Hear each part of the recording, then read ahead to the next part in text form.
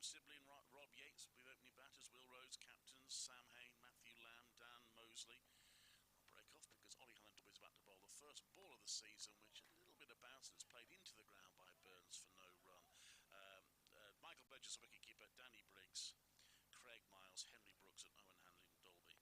Hopefully I will remember it exactly 3 minutes past to do my first news report on BBC WM and BBC CWR. Lovely day for cricket, Rita, isn't it?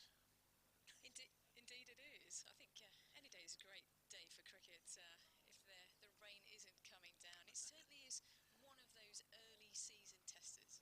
It is. It's probably at least a two-sweater day, I would imagine, as Hallandorby bowls. That's push out to mid-off. There's no run. It's to give you the weather. There has been a bit of rain around, but happily it's stopped. It's very, very blowy, so the weather's likely to sort of change as the day goes on, I suspect, because it's a very blowy old day. And as you can probably hear on the effects mic, blimey, you can hear on the effects mic, can't you? Well, look at that. It has got a windshield on it. That shows you how windy it is. The floodlights are on. It's pretty grey and overcast and cold, but it is dry. Still no runs on the board as Hallandorby comes in to bowl to Burns, and Burns plays back to that. Past the bowler, there is no run. Warwickshire have lost Tim Bresnan for this season.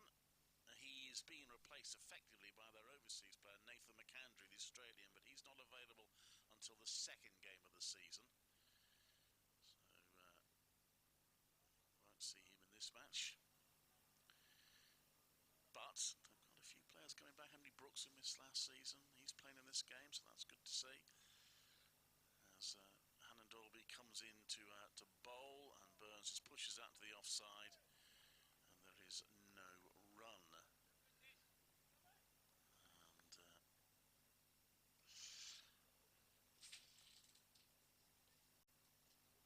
the shirts of the players are billowing in the breeze. The flannels are blowing keenly as well. It is the Warwickshire flag. There's just a Warwickshire flag there, but it is struggling to stay on the flag post, to be perfectly honest. I should be breaking off into report mode in a few seconds' time as Ollie Hallandorby comes in to bowl. This is Clive Eakin at Edgbaston for the first day of the new county championship season. Warwickshire defending their title, and although it is blowy, cold and overcast, it is dry, so we've started on time for the opening game against a strong-looking Surrey side, boosted by one or two of their England players being allowed to play in this game. Surrey have chosen to bat first. Ollie Hallandorby bowling the first over, decent over, and Surrey at the moment are none without loss. Hallandorby bowls. That one is left, but Rita, that was the only ball that the batter left, so a decent first over from Ollie Hallandorby. Yeah, definitely a really decent first over, and certainly the conditions are going to be interesting in terms of the wind, but also the conditions overhead as well, Clive. But what was really nice to see there is that Rory Burns was just getting himself into the groove there, you know, getting onto the wicket. There's nothing better than being part of a season opener, isn't it? And being out there on the pitch, you can do as many balls in the nets and practice indoors and outdoors, but it's all about today. But a good solid first over for both, really. It's difficult, I think, for... You've got Rory Burns, you've got Dom Sibley in this match as well. These top-order batters who there's so much focus on with England, and inevitably the county championship, of course, being blamed for everything. So it must be difficult for that. I know Dom Sibley, I mean, he obviously didn't have to endure what went on in the winter because he lost his place during the summer. He's been working very hard with Warwickshire, and I suppose from his point of view, although he wouldn't wish ill fortune on anyone, he's probably quite pleased that no one's really claimed the opening batting places for England. As Miles comes in to bowl the second, I've had a great season last season, Craig Miles. Seemed to come on leaps and bounds. First delivery is left by Patel outside off stump. First delivery the Patels faced, and there is no run. So he's been working hard in the summer. The pressures on the likes of Rory Burns and Zach Crawley and Alex Lees. It must be difficult. And we know, we watch them week in, week out, these are good players, but for whatever reason, and some of the Rory Burns and Dom Sibley have both done it from time to time. Zach Crawley as well at test level. That's played back to the bowler. There's no run, but unfortunately not often enough. And for whatever that reason is it the way the county championship cricket's played? Is it something else? Who knows? But there's inevitably going to be focus on them. But all they can do, I guess, is try and score runs and Indeed, keep their name in there. After the winter that England have had, there's definitely going to be question marks. I'm sure there's going to be a bit of a post-mortem as to what should happen next. But yeah, be interesting to see. It is Craig Miles to bowl. That's what's happened there? I missed that one actually. Rita, what happened there? There's a hat blown off. He didn't bowl it in the end. It was an exciting moment without a ball being bowled there, Clive. I think that Craig Miles wasn't quite getting his pacing right there, but also a hat flying off into the distance from the slip cordon. So it's all going on, but the first couple of balls of the over, certainly Craig Miles has got his line right to the left-hander. Miles comes into bowl, and that's pushed back to Miles, and there's no run. So circumspect start from Surrey, 9 balls so far, no runs on the board, but both batters safely intact.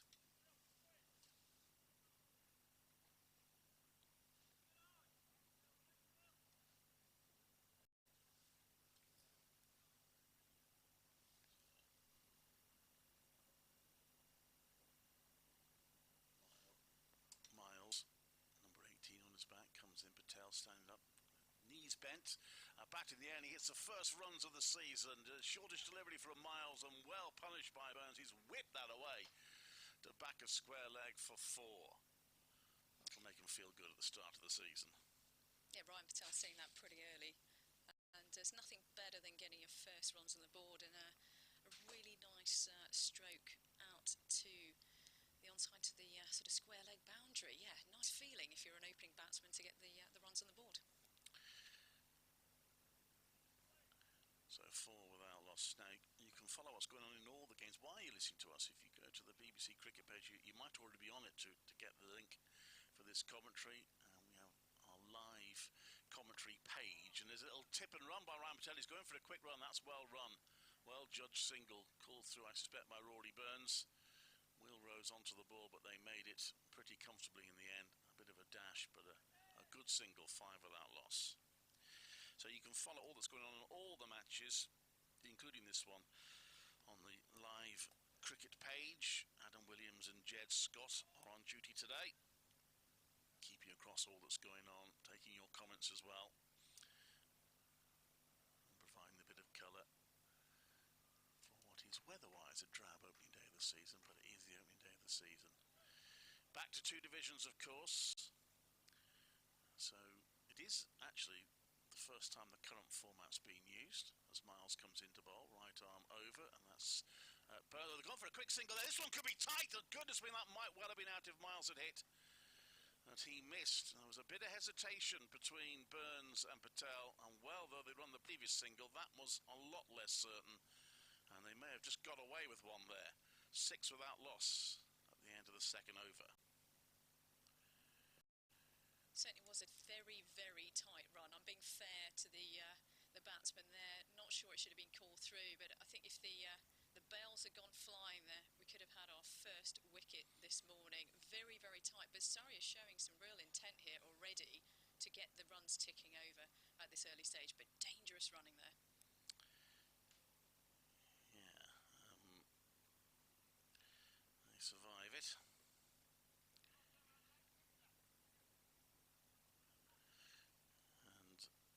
Expensive over in the end, 6 runs off it, 4 from Patel being the key factor. Change of gloves already, Clive, for Ryan Patel. Didn't like the feel of the first one. I doubt it was a case of sweaty palms. Like damaging and diving for the single. Warwickshire managed 3 run-outs in the whole of last season in the Championship. Had a chance of an early one there. Ollie Hallandorby to continue, and he's bowling to Rory Burns, who pushes out into the onside to square leg. There's a few oohs and ahs that came a bit off the inside edge. Well, I've just got that one to nip back slightly, Hallandorby, but Rory Burns is through for a single to move on to 2. It's 7 without loss.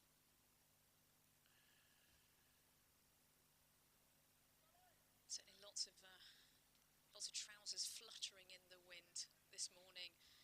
Quite a strong breeze. I'm sure the bowlers will be trying to use that to their advantage, certainly. But it's certainly an offside field that they've got to play to today. Yes, I get ticked off for calling them flannels. It goes back to my school days. I don't think our trousers these days, aren't they? That one's left, it nips back, but it's no need for Patel to play at that. So I was saying, this is actually the first time this current format's been used. It's a slight adjustment. This is what was supposed to be used in 2020, and of course COVID intervened. So it's still 2 divisions, but instead of being 8 in the first division and 10 in the second, it's now the other way around. So we have 10 teams in the first division, and of course they are based on, rather unfortunately for Nottinghamshire in particular, on where they were at the end of the 2019 season. Alan Dolby comes into bowl, and that's pushed back to him. There's no run. Warwickshire narrowly avoided relegation that season. They were grateful that it was only 1 down because of the change in format, and they managed to finish above Nottinghamshire, but no one else.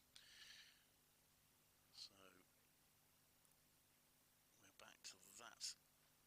Well, what's the planned format in 2020? We've of course had 2 seasons with the Bob Willis Trophy in COVID year. They did really well to manage to get 5 games per county, and then we're back to the full fixture set, but still using the group system last season. Hannon Dolby to Patel, who leaves that one. It gets a little bit low. Again, Patel doesn't have to play at it. And there is no run.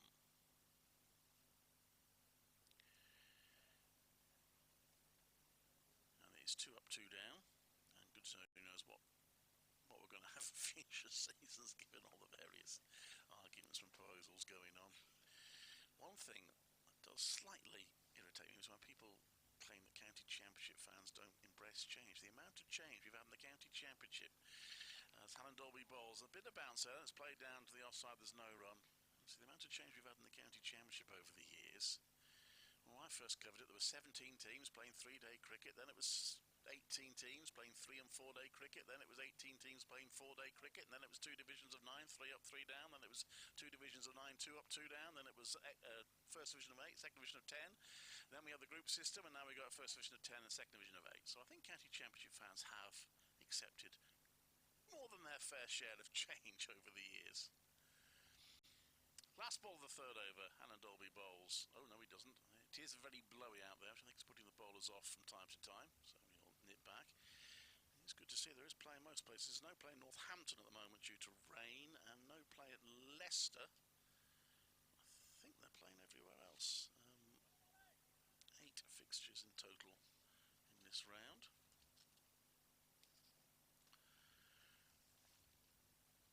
Hannon Dolby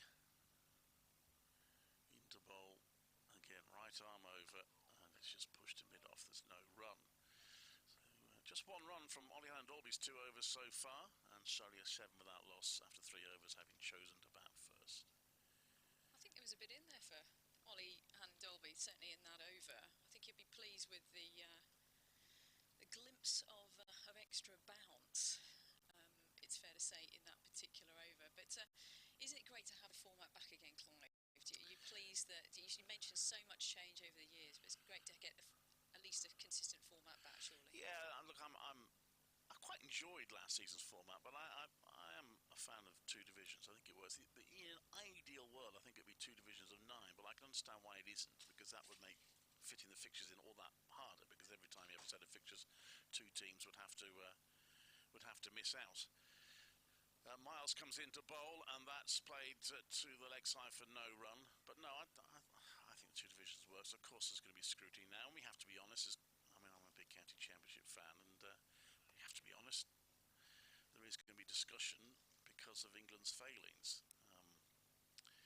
I'm not sure about headlines that say it's not the county championship is not fit for purpose. One, that's a bit of a cliche, and 2, what exactly is its purpose? Is one of its purposes not to be the county championship that it's been for well over 100 years and loved by many? We know that, but the number of people who follow it on our service. But on the other hand, as Miles comes into bowl, and that's left in terms of producing players for England, well, in terms of producing batters for England at any rate, it's it's not only whether that's a county championship's fault, whether you have to look a little bit beyond that, maybe look at academy coaching and the academies. Are we getting it right at schoolboy level? Because after all, the county championship really is a kind of finishing school. You want your academies and schools to coach players. I know there's been a bit of focus on coaching. Paul Farbrace actually did a very interesting interview with my colleague Richard Wilford, who'll be here on Sunday as Miles comes into bowl, and that's left, and he did focus on the coaching and admitted that part of the problem is what are coaches coaching for now, because cricketers can make so much from franchise cricket, the shorter form of the game. Are they concentrating too much on that, not working hard enough on the more traditional red ball skills?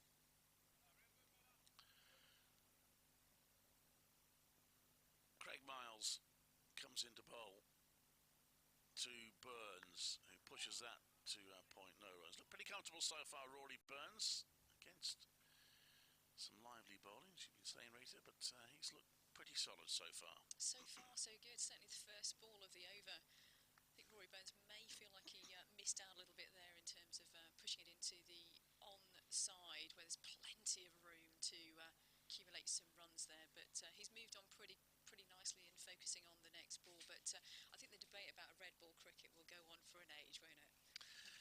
But it goes on forever, doesn't it? That one is a wildish delivery from Miles. I thought about that, I think, but there's no run, and the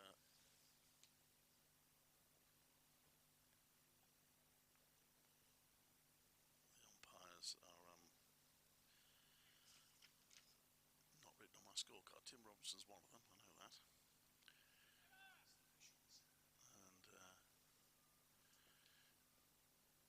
And in comes Miles to bowl. That's left, there's no run.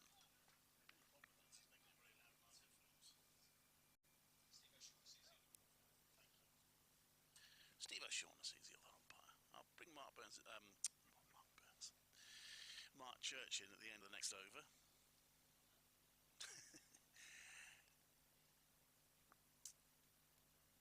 And it's 7 without loss after 4. So tidier over that one from Miles, although he didn't make the batter play at everyone.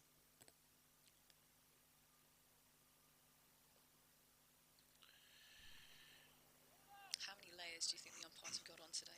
That's the question. A few, yeah. Gloves are definitely on. I think Gary Barwell, the groundsman here, has tweeted, I mentioned that for a reason, I'll come back to that in a moment. That's pushed out to the onside, there's no run. He says season number 29 starts today. Good luck to all cricket ground staff around the country. And thanks Warwickshire for our team photos, team photo of the ground staff. He had a little bit of a social media spat with Mark Butcher, did Gary Barwell. After Mark Butcher, former England opener, of course, now TV pundit, had described county championship pitches as terrible. Gary took some exception to that and just tweeted back that he might as well pack his bags, and he and the other county ground staff pack their bags and go. To which Mark Butcher replied and told him to grow up. She's a little harsh. Well, that one's left, nips back a bit. Good ball that from Alan Dolby. Good decision, I suppose, in the end by Patel to leave it. Again, Paul Farbrace in that interview I mentioned with Richard Wilford did point out that the pitches here at Edgbaston, every match last season, bar one, I think went to tea on the final day, including the one they had to win to clinch the title. And I think the one that didn't did get to lunch on the final day. As you say, always a decent pitch here at Edgbaston. Long may that continue. It does seem to be a little bit of life in it this morning as Alan Dolby comes in to bowl to Patel, and that comes off an inside edge as he ends up pushing it onto the onside. Almost got through. So I'll ask you 1 or 2 questions here, Ollie Alan Dolby.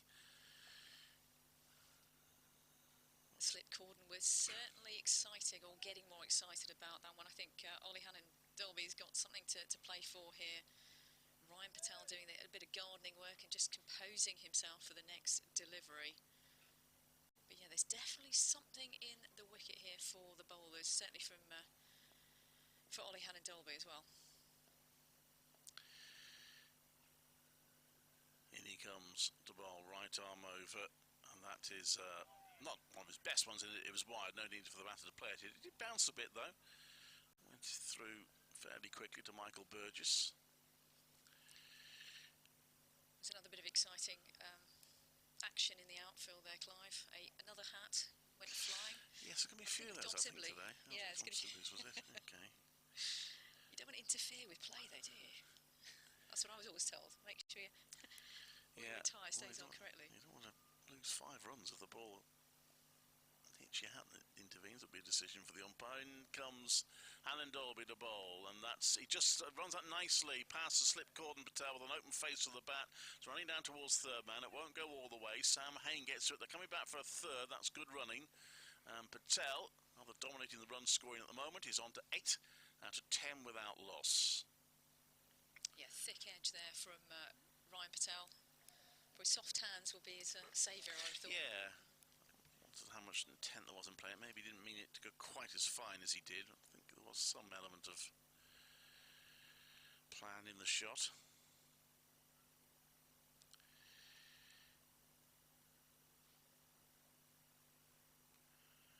Not too many in, as we said this morning, although it's always a little deceptive here because we can't see the bulk of the spectators because they're in the pavilion.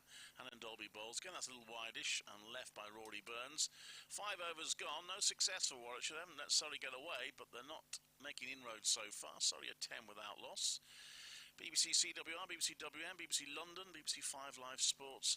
Extra all bringing you this live cricket coverage from Edgbaston. And after a word, as they say, from Rita Green, it will be Mark Church. Thank you, Clive. Certainly lovely to see some fans in this morning. Certainly wrapped up very warm. We may have mentioned that. The floodlights are on. Overcast day here in Edgbaston.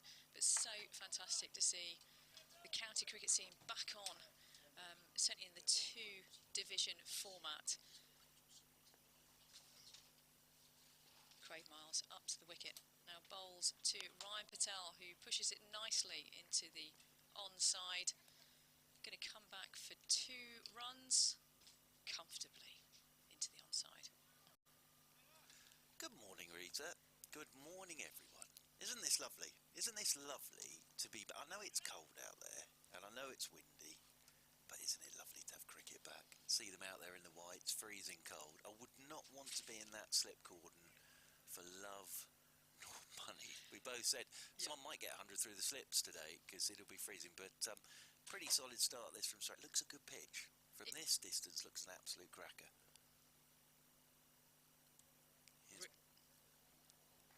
No, it really does look like a decent pitch. And I'm expecting the slip cordon to be slightly, well, nervous about the ball flying at a million miles an hour. But once you take that first catch, as we know, first game of the season, that's a nice feeling, isn't it? It's interesting. I think what we've seen so far this morning is up to the bat is the way forward, definitely. There's a little bit there, but there's nice bounce and carry into the gloves of Michael Burgess as well.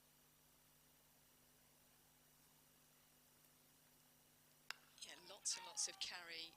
Oh, isn't that a nice sound as well? Lovely to hear it back on home ground, isn't it? If you've been watching the test matches in Australia, enough said about that, and also the West Indies for that matter. It's lovely to see that going on telly, but there's nothing better than cricket on your doorstep, and it's nice to see a crowd in today as well. Absolutely.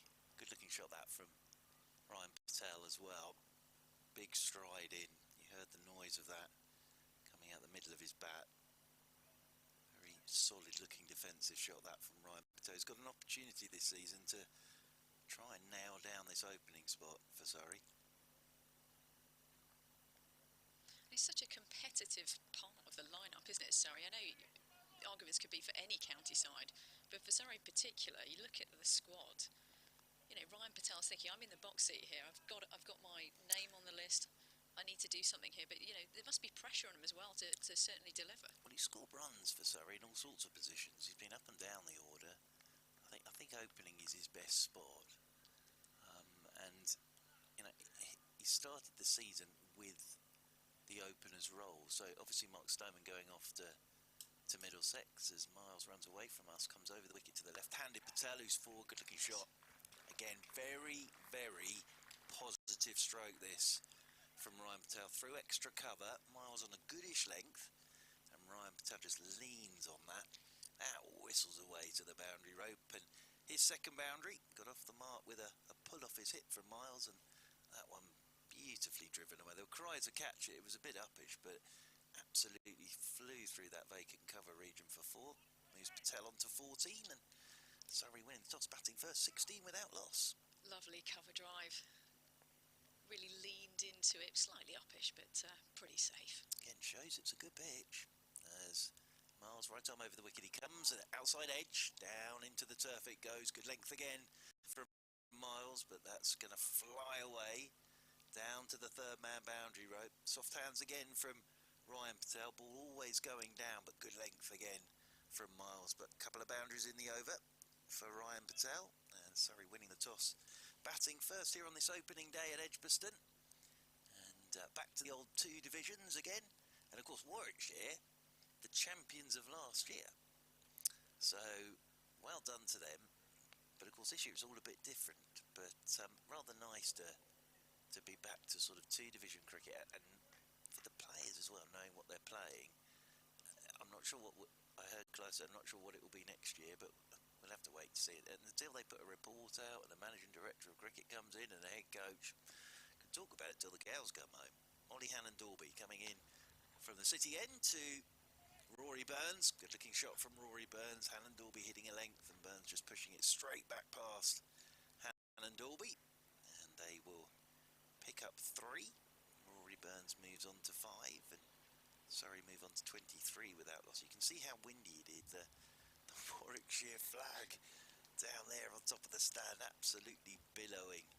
It's just about wind. Hanging on, isn't it? Yep, there's a few brave souls sat in the Hollies stand away to our right at the moment.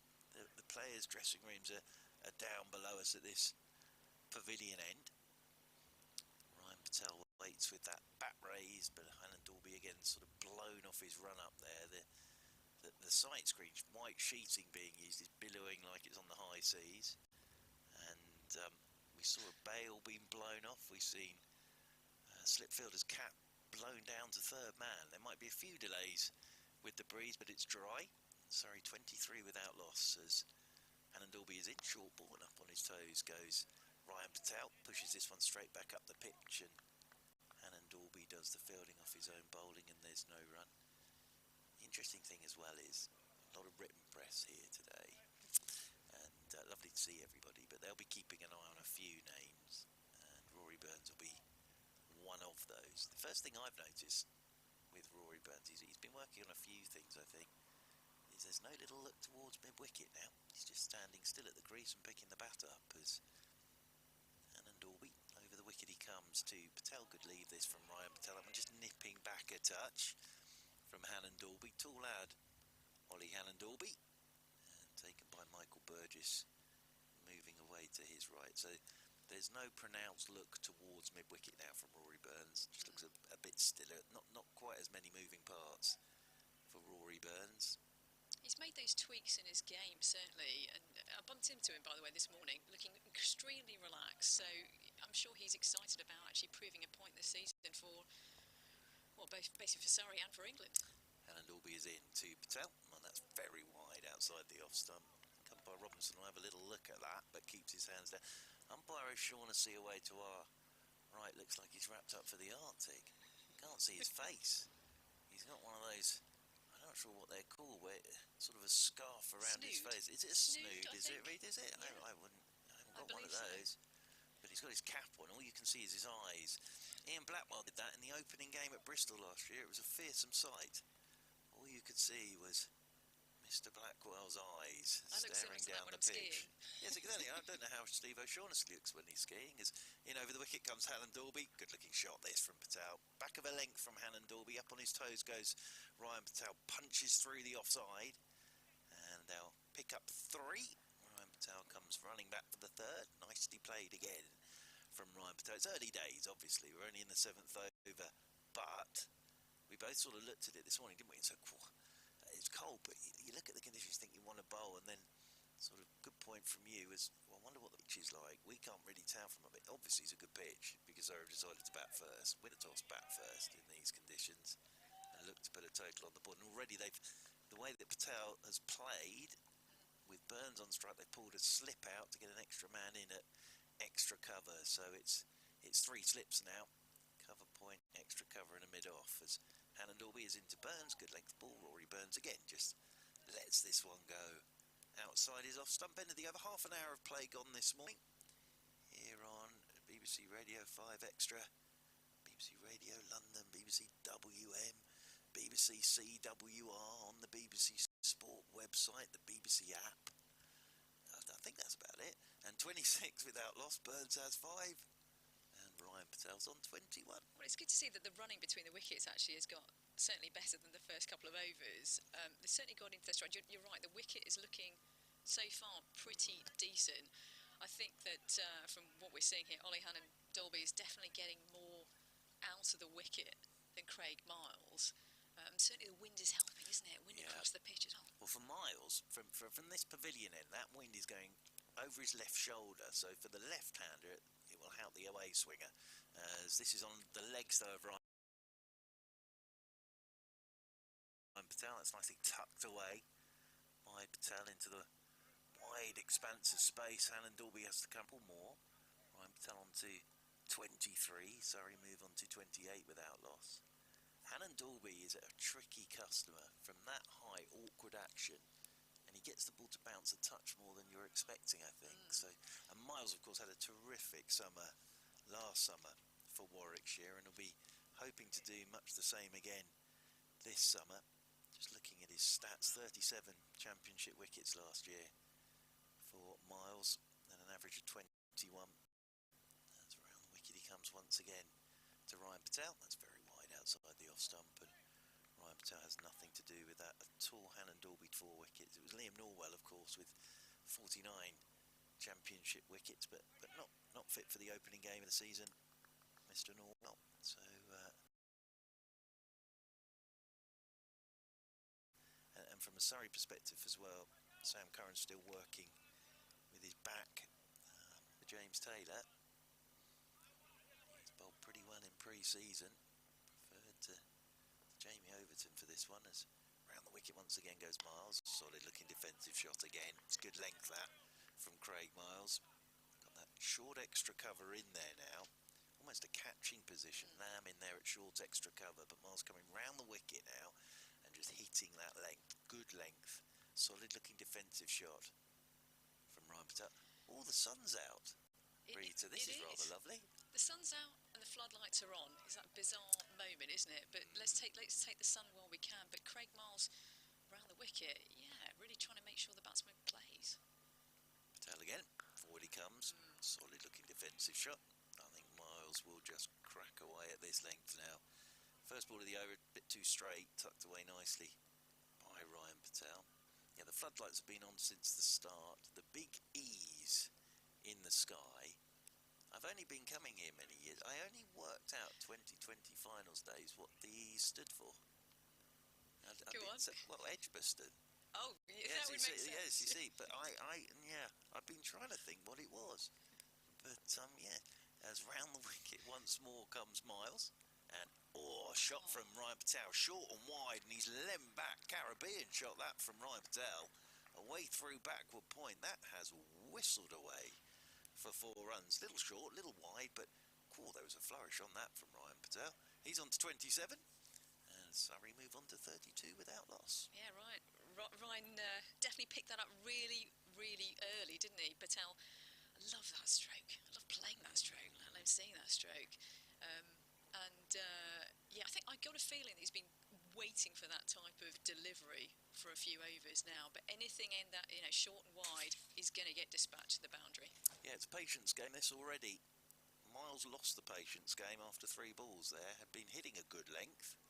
Then went short, wide, laid back. As I say, that wouldn't have looked out of place in Antigua on the West Indies tour. That just leant back, uppercut, and already the ball's gone out of shape.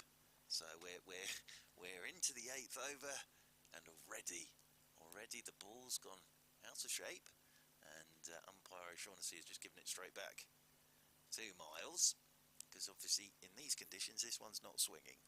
But I think it's going to be really, we often talk about it, the old patience game, hitting good line, hitting good length, look at the scores elsewhere as well in a moment's time, because Clive mentioned the early exchanges as he's gone onto his legs again here as Miles. This is tucked away into the leg side by Ryan Patel. He'll pick up a single, and that will move Patel on to 28. And nice solid start this from Surrey. Reed to 33 without loss. No great alarms apart from Burns and Patel almost running each other out. Burns has 5 and Patel's on 28. Yeah, solid start for Surrey. And, 33 for no wicket after 8 overs. They would have taken that, I'm sure, at the beginning of the day in these conditions as well. I love the fact that Ryan Patel nicked the strike. Oh, I love that feeling. You hit a boundary and a single in the last over. Yes, please. I'd like to keep the strike. Thank you very much. Will Rhodes might think about bowling change here from the pavilion end. Tom Sibley up there at mid-off. He's got rid of his cap because he kept blowing off. So Oliver Hannon-Dorby into his 5th over. He's gone for just 10. Hannon-Dorby all arms and legs comes over the wicket from the city end to Patel. Good line, good length, good leave from Ryan Patel, just nipping back and bouncing. And taken by Burgess. So Somerset against Hampshire down at the Ageas Bowl, and Somerset 19 for 1. So Hampshire with an early wicket. Sadly, nothing yet between Gloucestershire and Northamptonshire. Northampton, bit of rain about there, so I think there's an inspection due of round about now, so they haven't got underway. Glamorgan 38 for 1 against Durham down in, I'd like to say sunny Cardiff, but I'm not sure it will be, as Patel stands with that bat raised high in the air. Hannon-Dorby into him, forward he comes, punches up towards mid-on, and there's no run. Essex and Kent in the first division at Chelmsford. Essex, solid start, 20 without loss. And delayed start for Worcestershire and Leicestershire, unfortunately. They're at Leicestershire, so a bit of rain about, and start delayed due to rain. And at Lords, Middlesex and Derbyshire. Middlesex batting first at 28 for 1. Mark Stoneman's gone for 12, so Mark Stoneman gone for 12. The first wicket there for Derbyshire, under Mickey Arthur, of course, as Patel waits again, turns this one off his hip. Too short that from Hannon-Dorby. That's just tucked away down to Miles, that long leg, and that'll move Patel on to 29 and move Surrey on to 34 without loss. And the last game to tell you about down at Hove, Sussex and Nottinghamshire in Division 2. Sussex 35 without loss. So just 3 wickets have fallen in the first 40 minutes now of Championship cricket on April the 7th. Now that might change throughout the day, but batters, solid starts really, all round, as Hannon-Dorby over the wicket he comes to Rory Burns, and that's down the leg side. Burns looking just to help it. You can see how tough this is for Hannon-Dorby with this breeze as well, because it's for Hannon-Dorby, it's basically hitting, as he comes over the wicket, it's hitting his left shoulder. It's going to blow him off where he wants to go, so he's going to be fighting this wind. And I think with that delivery there, I think you could see where he ended up after bowling the ball. He was almost sort of blown into the holly stand, poor chap. He's got a bit of protection down at long leg though. I think in terms of the bounce and the wind, he's definitely going to have to try and hit the spot. Over the wicket he comes once more. Hannon-Dorby left alone outside the off stump by Rory Burns, and that's into the gloves of Burgess away to his left. Tall chap, isn't he? He's, I think, well, quite jealous. I walked along. Now they have a wonderful thing downstairs at Edgbaston where you can measure your height next to some of the Warwickshire players. Now Mr. Hannon-Dorby used to be on that, but I don't think he is now. I think Mr. Miles might be. I think Carlos is on there as well at 6'5". So if you want to, not that I really would want to, but you could go and stand when you come to Edgbaston next to Carlos and have your photo taken and see if you're above 6'5", as this is whipped by Burns off a straightish length up towards mid-on, and there is no run. End of the over, 34 without loss. Burns has 5, Patel has 29. Yeah, Burns looking very strong in his first 9 overs. Nice little push there into mid-on. feeling confident out there would be my observation. I think no doubt a bowling change to come right now, Mark. Yeah, well, Henry Brooks, who's missed the whole of last season, so it's very good to see this young man back. He's a huge talent, this one. Very good to see him back. So, mildly pavilion end. Dom Sibley's had a fearsome haircut as well. Just, now he's not wearing a cap. Even from this distance, it looks as if he's had a fearsome haircut. Dom Sibley. Brooks then. Coming round the wicket. And on a length straight away, turned into the leg side by Ryan Patel. Lovely action. Henry Brooks, he really is tall lad anyway. 3 problems, so it's very good to see him back. Ryan Patel just ticking this score along at the moment. He's on to 30 of 35. Burns quite happily just sitting in at the other end on 5. How do you think Brooks will be feeling today then? 22 years old. A bit nervous, I would have thought. Back in, but a little bit nervous, obviously, but terrific to see him back, because as I say, he's a huge talent. He really is. You know, there was a lot of England talk about young Mr. Brooks, but I think his job now is just to settle back into Championship cricket starting today, really. 2 slips and a gully are in there. Already, it's first, second slip and a 4th slip as Brooks is in. Burns, left-handed, of course, just covers up, pushes away into the offside. Brooks has got a lovely action, It's gorgeous, isn't he? Really follows through, very, very smooth, and really hits the deck, doesn't he? Yeah. Well, he uses all that height as well. And I might go and check out that height board downstairs. That sounds. It's quite fun. I tried to get Mr. Kevin Howes to do it with me this morning, but he refused. As round the wicket once more is Brooks, and left alone by Burns outside his off stump. Don't forget as well to get involved in the brilliant live updates on the BBC Sport website. Mr. Adam Williams and Jed, who's upstairs, are on that. Adam, a man you know very well, Rita. But they're on that today and doing a mighty fine job, they are too. Mr. Eakin has just walked in behind me. At least he didn't do what I did this morning, which was I walked in that door there on the right. As round the wicket comes Brooks, and looking to turn leg side is Burns, just drops down in front of him, and Brooks comes scurrying up to do the fielding, and there is no run. End of this over. I think Rita have a break, and Clive's going to step in there. So I came in this door, had a little look round the room, went out that door, went in through that door, thinking it was another room, and I thought, this room looks familiar. So it's the 2-door system at the back of this box. It caused absolute havoc this morning. Just to confuse you. Yeah, absolutely. Be fine with it by the I end was of the season. confused anyway. It doesn't take a lot. Brooks is round the wicket once again to Burns, down the leg side. Rory Burns and Phillies missed out there. Just had to get something on that. Down towards fine leg. Now, Brooks has to be a little careful here, because umpire O'Shaughnessy is on follow-through danger area mode. He's out from behind. It might be he's just cold and wants to have a walk, but I think Brooks there has followed straight down the middle of the wicket, coming round the wicket. So just a friendly, polite, be careful, don't do that again, from umpire O'Shaughnessy. Brooks is round the wicket once more, and Burns will flip this one away. That's where Burns likes it. Anything on his legs is runs.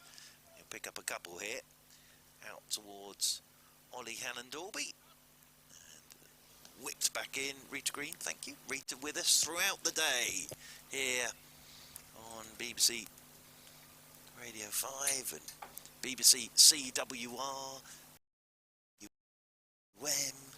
BBC Radio London, the BBC Sport website, the BBC app, home service, Clive's home, my mum's radio at home. It's everywhere, and it is lovely. It is really, really lovely to be back, I have to say, and very nice to see Mr. Eakin as always. Last time I saw it was at a rugby match, wasn't it? Yep. Wasp Saracens. That's right, yes. I had no idea what was going on there either. You carry on. Oliver Hannon-Dorby is in to Ryan Patel, who's forward, playing this one up towards mid-on, and there's no run. I was just saying, very excited to see young Mr. Brooks back. It is. That's a big boost. What saw that one too. I think Liam Norwell might be popping up to have a chat with us a little excellent. bit. Oh, that's He's nice. not too bad, but not quite fit for this game. He might be ready for the next one. Yeah, it's sort of at the start of the season. You know, if you've got any sort of niggle as well, it's not worth it. It really isn't. Just make sure it is the same as Sam Curran. He's still working back from his back issue that he had. Sun's out. Alan Dalby in over the wicket to Patel. Patel lets this one go outside his off stump because he's a hugely talented boy. And the action, I love his action. I just like him as a bowler, but then obviously he's had some injury trouble, so very good to see him back. It really is. It's a good pitch, this one, Mr. Eakin. Yeah, I think Warwickshire will be. I think Ollie Handorby's been the pick of the bowlers, but I think they'll be frustrated that they haven't taken a wicket yet, because there is a bit of life in that pitch there. But batters are doing well. I think it's tough in this wind as well. Yeah, I really do.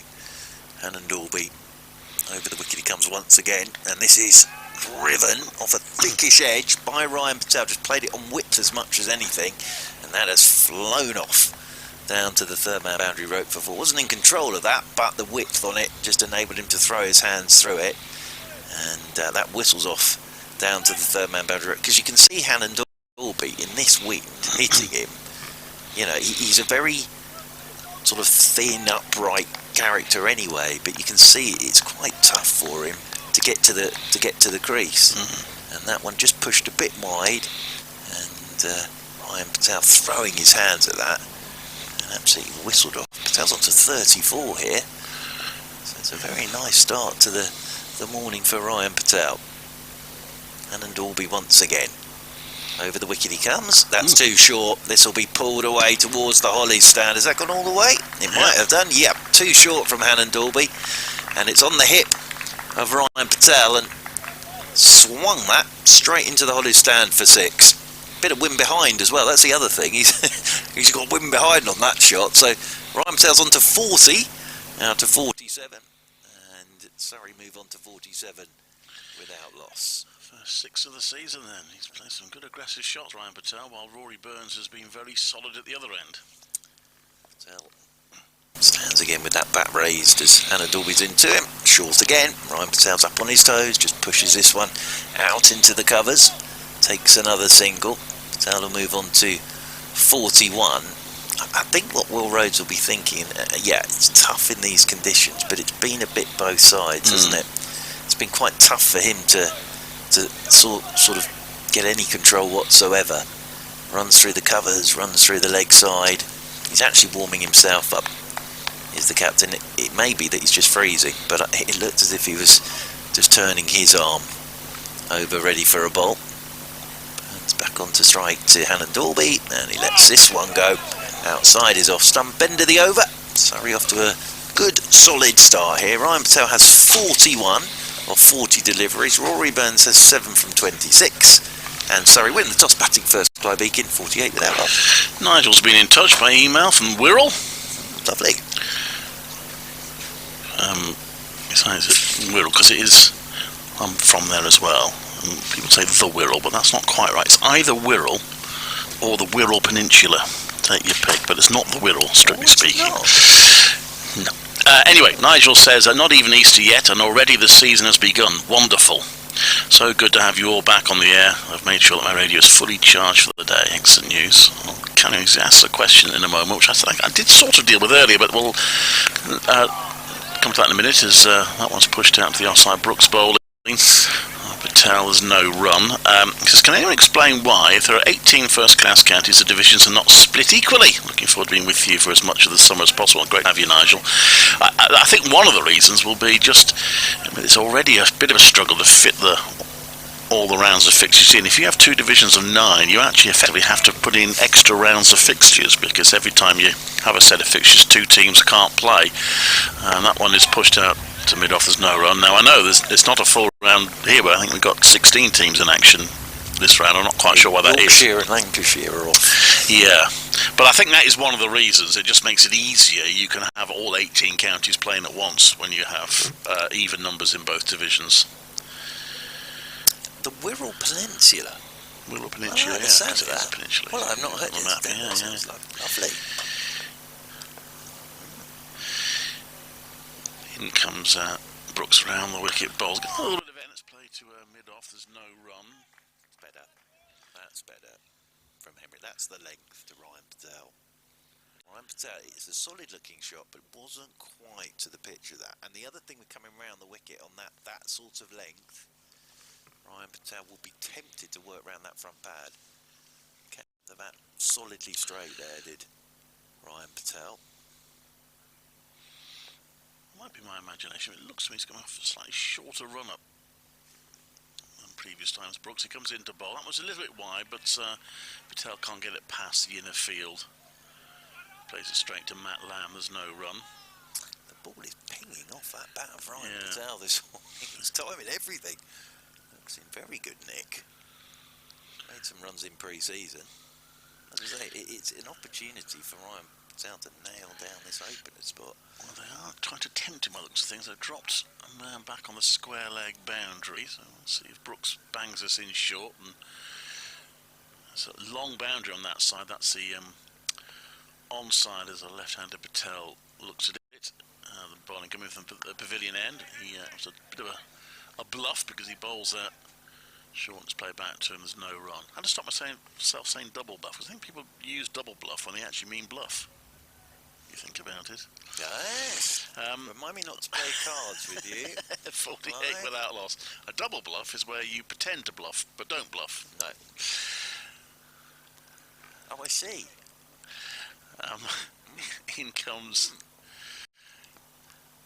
Brooks to bowl.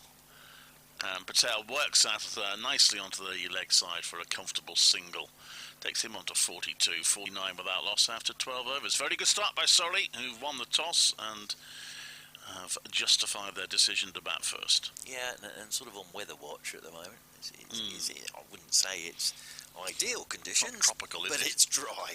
That's the most important thing. So it is dry at the moment. You can see Birmingham City Centre away there in the distance, which is always a good sign, I think, isn't it? If you can see the city centre, that's always quite a good sign, really. It's when you can't see it that there might be a bit of a problem. Yeah.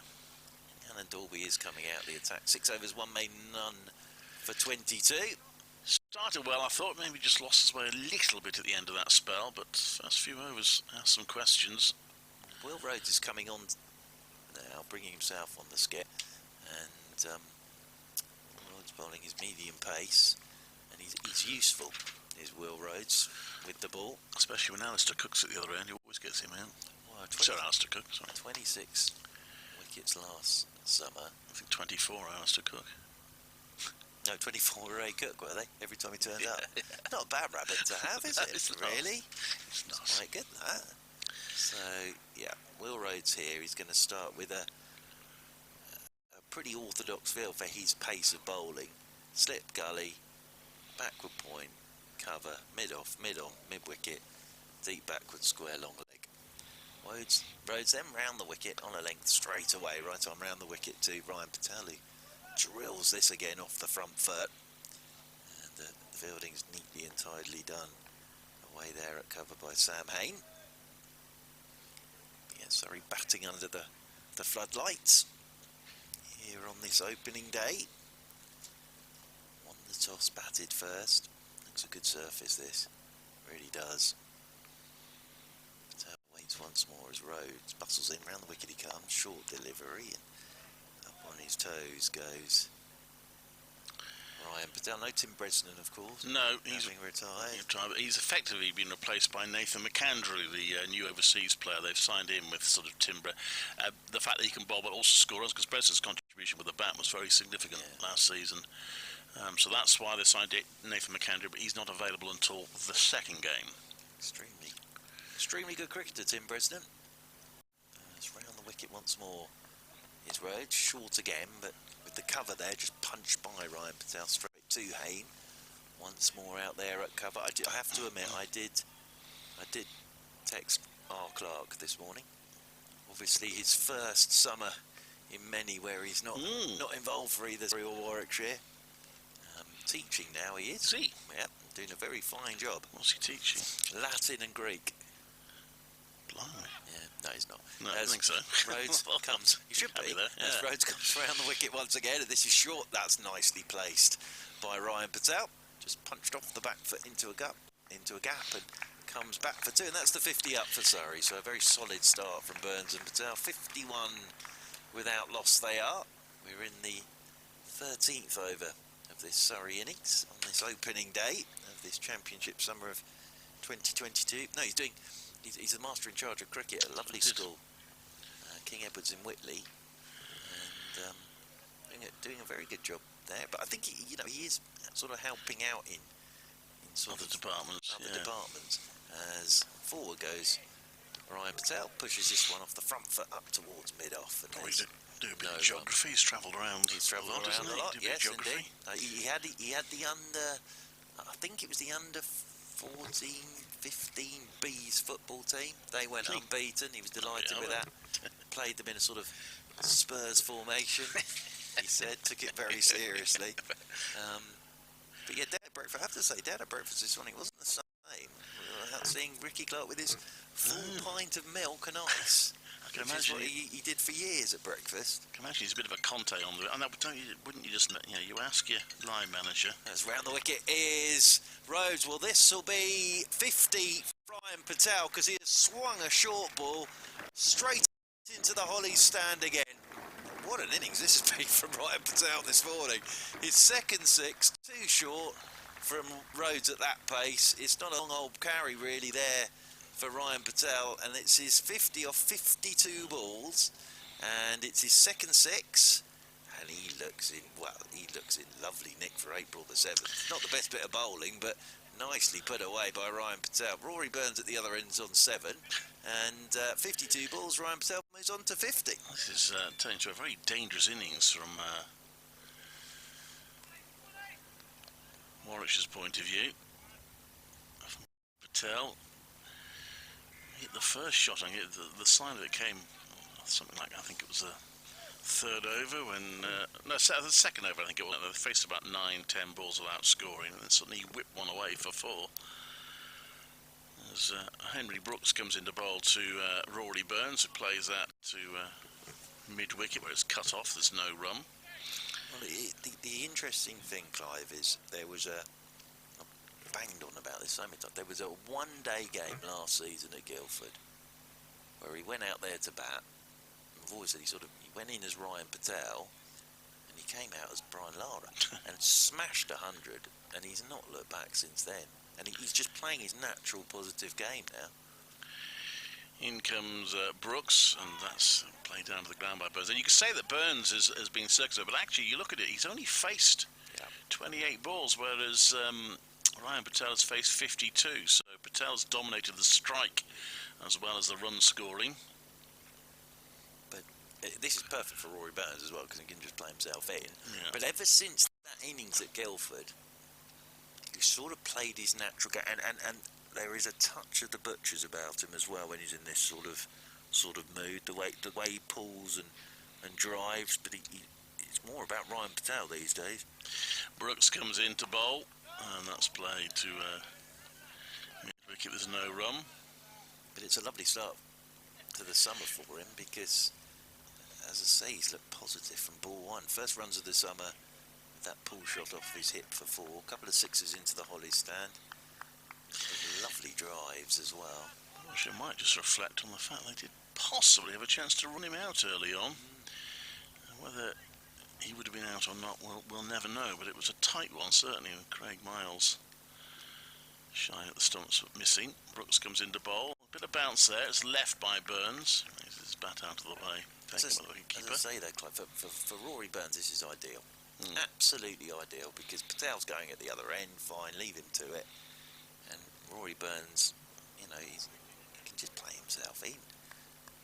With the runs flying from the other end. It's a bit of a worry for Will Rhodes, this. I have to say, after an hour of play, at 57 without loss, early days, but he hasn't sort of been able to keep any sort of control so far.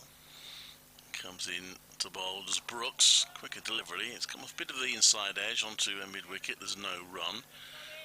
Pace might have... mustn't forget the time. Pace might have taken him slightly by surprise there.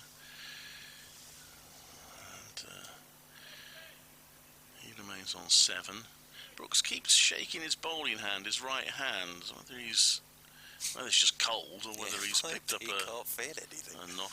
I don't know.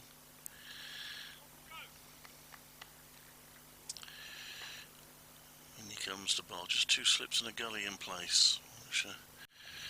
Craving a wicket. That's a nice shot from Burns, and it's not terribly well fielded in truth, and that's going to go through for 4 runs.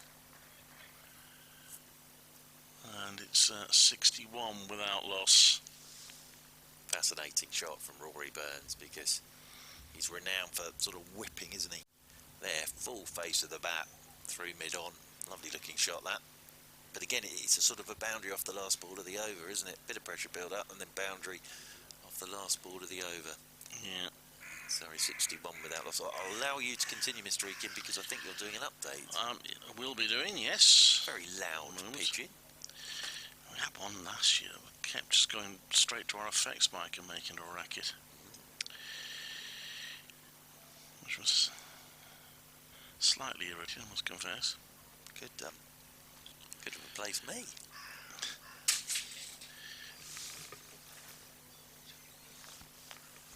It's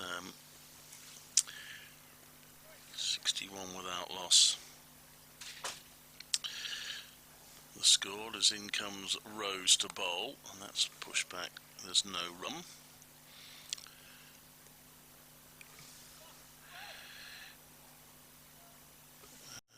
It's 61 without loss.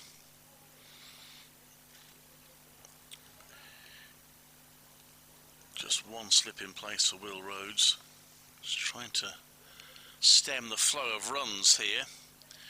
Trying to pull Ryan Patel back. Patel pushes that one to the offside. There's no run. Good length that from Rhodes at that pace as well. When he dropped it in short, with that short leg boundary to the hollow stand, it's always going to end up in there. But that's good length, good line. Outside the off stump, just plug away there to Ryan Patel. Oh, in 500,000 metres? Sorry, I've just heard that in my headphones. It's a lot of metres, isn't it? In comes... oh, that one kept low, and that's gone right through. Patel has missed the stumps. It's well stopped, actually, by Michael Burgess, the wicket keeper. I'm going to do an update in about 5 seconds. This is Clive Eakin at Edgbaston, where the new county championship season is underway, and reigning champions Warwickshire are facing a few early home truths here against Surrey, who opted to bat first and moved on to 61 without loss. Ryan Patel has done much of the damage. He's played very positively, hit a couple of sixes, and has already brought up a half century. At the other end, Rory Burns has been solid. He's on 11. Ollie Handorby probably the pick of the bowlers, but Warwickshire struggling to make a breakthrough, and the bowling's become a bit wayward under Patel's aggression. Surrey 61 without loss in the 15th over. Pleasure. 500,000 metres? What's that in miles? I've no idea. 500,000? No idea. That one is played out to mid-wicket, and Patel is going to get a couple of runs. Do you fancy talking to Liam Norwell for a while? Yes, I can do. Let's put him on here then. Be a great honour. Have Mr. Norwell up here. I would say we'd like to see him out there bowling, but on a day like today, he's probably quite happy to be up here in the commentary box. Liam, lovely to see you. And yourself? Yeah, how are you? Yeah, not too bad, Mr. thanks. Paul, Not too bad. question, how are you? Yeah, a bit of a bulging disc in my back, so some injections this afternoon, and that'll hopefully settle it down. Good. And hopefully playing against Essex in a couple of weeks. Excellent. I was saying that always at the start of the season as well, there's no point pushing anything at the start of the season. No, it's one of those, was fit, was happy, back spasmed in the first warm-up game, and just didn't really quite settle down, so we had to have a scan, and unfortunately, yeah, a bit of a bulging disc, but I had it a number of years ago, and the injection settled it down pretty quickly, so touch wood. Excellent. We'll do it again this time. Good news. And thoughts, have you seen much this morning? Have you been? Yes, I've been here all morning. Looks a good It's pitch. a very good picture. That's what you get here. They're good pictures. They are. It's quite tough to bowl out there with this wind. I think it's a pretty tough bowl from the pavilion end. Yeah. But the two Surrey boys have batted very well, Yeah. so you've got to take your hats off to them sometimes. Brooks comes around the wicket to Rory Burns. He's tucking this one up towards mid-on. And there is no run. I was saying, very good to see young Mr. Brooks back as well. Yeah, definitely. He's an exciting prospect. Difficult couple of years for him with an injury last year and limited game time in COVID year. But exciting. Is he still 22? Yeah, unbelievable, isn't it? And he feels like he's been around for 5 years already. Yeah, and just something about him. Yeah. Action, height.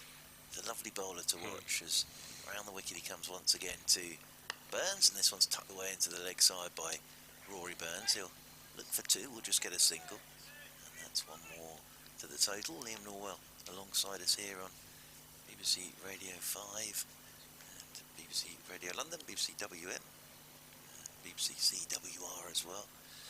And how was obviously, sorry about the back spasm, that's no good. But how, because sort of speaking to the Surrey lads about it as well, obviously with COVID over the last couple of years, you haven't been able to have a proper pre-season. No. What interested me was sort of, and Gareth Batty said this, in many ways they'd sort of forgotten what a pre-season was about, and there were certain things there that they hadn't done because there wasn't time that they had to get back. So, sort of, how was it getting a full sort of pre-season as driving as Ryan Patel shot away through the for four, just slightly over pitch by Brooks, and Ryan Patel is looking in the most gorgeous form. He's on looking the ominous, isn't he? He's on to 56-68 without loss. But yeah, how was it and being together as a squad again? I think that was the biggest thing, the being together as a squad. So last year with COVID quite rife at the start of the season, we were in small bubbles all winter. So it was actually quite nice just to be training as a squad and being around the lads, and you build your team unity from that, really. So the actual pre-season itself, as driving again is Patel, good looking shot again. That is a whistle to Lamb at extra cover, but there's no run. Yeah, but it just felt like we're getting back to normal. It's taken a while, but it was just nice that you got to go to grounds, you got to actually be in proper changing rooms again. It was the first time we've really actually been in an away changing room for 2 years now. So really good point. Yeah, really so good point. So it's the strange things, like you're eating with the opposition again, you're chatting across the coffee machine, you've actually got that interaction again. Brooks is in, that's short and ducked by Ryan Patel. That is one thing I hadn't thought about. So you're back, well, obviously Surrey are in the away changing room again for this game. But it's just like you can all see each other, you can all shake hands and have a hug. Yeah, it's those kind of interactions which is the beauty of cricket. You share together, you can have a chat around the coffee machine or just catch each other as you're in between the changing rooms, which you haven't had for the last 2 years. So it just felt like you're getting back to normal, and you're getting like the nice part of county cricket again, where you do actually spend quite a bit of time with the opposition. Brooks is in, forward solidly again goes Patel, pushes this one straight back up the pitch, and there is no run. End of the over, Surrey 68 without loss, Burns has 12, Ryan Patel is on 56. It's been a terrific 12 months for your good self, sir. Yeah, can't complain too much, you know. Obviously would love to be out there today, but if I miss one game and fit for the rest of the season, you can take that. But yeah, for myself, after a frustrating few years, I had a 3-season patch where I managed to complete 5 games. Yeah. So through a variety of injuries, and obviously there's a club move in there as well. Yeah. So last year just felt like it was just my hard work to get myself fit, and the hard work of the medical team here to get me fit really came through. And I've always had the belief I have the ability if I stayed fit. I showed it at Gloucester at times. At times, I had a good 3-4 year patch there where I went well. But then it just felt, I've always felt I had the ability, and last year just was proving to myself and also repaying Warwickshire the faith they put in me by bringing me here. It's an interesting one, because sort of anyone, old men like me, and I'm not saying Clyde old, but you know, we've seen you bowl for many years, and we've always thought he's got a bit about in this one. But was it as much proving it to yourself as well? Yeah, sort of, you picked, I think it was 49 championship wickets last year. That's a hell of a good season. Yeah, it was, and I think the biggest thing for me was part of the reason I came to this club was playing on these pitches. I said in an interview the other day. Rose is in, Rory Burns forward, just punches up towards mid-on, and there's no run. I said in an interview the other day, there's no buts when you're here. When I was at my previous club, with no disrespect, there's always but it's a helpful pitch, Yeah. but it's second division cricket. But are the conditions really that tough? By coming here on these pitches, which I think outside of the Oval, these are probably the flattest pitches in the country. Outside the Oval, Old Trafford and here, I think are three of the flattest pitches. Gary's superb at his job. Around the wicket goes Rhodes to Burns. Short ball, Burns almost looking as if he's going to try and run that down to third man for a second, and then just punches it out into a tightly packed cover ring. And Will Rhodes is just going to settle into probing away outside that off stump, I think, here of Rory Burns. 68 without loss. Are there belting pitches here? They are. I think Farby's quite honest in the fact all he asks for are the nicks to carry. So that means there's got to be pacing and there's got to be bouncing them. Well, it's the age-old debate, isn't it? As short ball from Rhodes, won't be too pleased with that, and tucked away by Rory Burns down towards long leg, and they'll pick up the single, as long as there's a bit there for everybody. Exactly. You don't want it, in the great respect, the pitch at the Oval last game of last year. You don't want one of those. No. But you can already see here there's enough bounce in this pitch. If you get it in the right area, it's not easy for a batsman, but you miss your length, it's easy to put it away. And if you're ever going to step up to the next level, that's what those pitches are like. If you miss your length by a fraction, you're off, you get punished. And Farby wants to create international cricketers here, so we need to play on these kind of pitches to prove that point. Absolutely. As forward goes Patel, that's off a thickish inside edge. You'll get a single out towards deep backward square. Actually, Mr. Farbrace was on a TMS podcast the other day with Pete Moores, and say those two made a lot of sense would be an understatement. But talking about the bit, he said, here, it's what you're going to get in a test match. It's going to be hard graft at the start with the ball, and that's something you've got to get, and you've got to work out how to bowl on those to go into international cricket. Exactly, and that's been my biggest learning curve since coming here. So, and this is no disrespect to Gloucester, but the pitches didn't have bounce in them, so you had to bowl a completely different length. So quite often we'd play well at Bristol, but then we'd go to, 2015 for example, we went to the Oval, we got beat inside 3 days because we weren't used to bowling on those type of pitches. As round the wicket comes Rhodes once more, and forward goes Burns and turns this one in there towards mid-wicket, and there's no run. So it's the biggest thing for me is the bounce in the pitches. You have to bowl a different length. You can't get away with pushing the ball up there and just getting it hit to the ring, and you bowl short, you get punished. So that's the biggest thing for me, and you learn more about yourself as a bowler and as a cricketer on these pitches. Like, if you look at the bowlers from how many years in England, Anderson, Broad, two of the best ever, they grew up on flat pitches. Now short ball from Rhodes, and Rory Burns was trying to look to run that one down to third man, got a bottom edge, and it's flown past his leg stump. So sort of mentioned it with the first ball of the over, where he looked as if he was just trying to guide off down to third man, was definitely trying something there, but little inside edge went past his leg stump, and that's whistled off down to the fine leg boundary rope for four. And that might just be because of the wind. Will bowling from the city end, the wind is coming left to right across the pitch, so a ball that he might have felt was there to run down to third man might just straighten up on him with the wind and just cause him to play those false shots. But end of the day, it's 5 runs to him across that over. Well, it's an having you up here is perfect. This is not easy for the bowlers, running into this and having to keep you in the shoulder and knocking you up. Now, Ollie Hannon-Dalby, who always, to be honest with you, he always looks like it's snapping a strong breeze, but running into that today, cool, poor lad. I thought he did really well, actually. Massively so, and I think not the problem, but what you get at Edgbaston, it almost vortexes around the wind, so as Henry comes in. Yeah, Brooks is in and forward. Once more goes Ryan Patel, pushes this one into the leg side, and there's no run. Like the wind, as we are looking at, is coming left to right from the pavilion, but it almost vortexes around. It almost feels like it bounces off, so it swirls. Yeah. So it's going to be difficult for the lads bowling at the pavilion end, because it's going to feel like the wind's trying to push you off a wicket, and it's going to try and push you down the leg side. And then from the city end where Ollie was bowling, it's going to feel like it's in your face. Yeah. But at least it should help him try and bring the ball back into the left-handers. The sun's out now.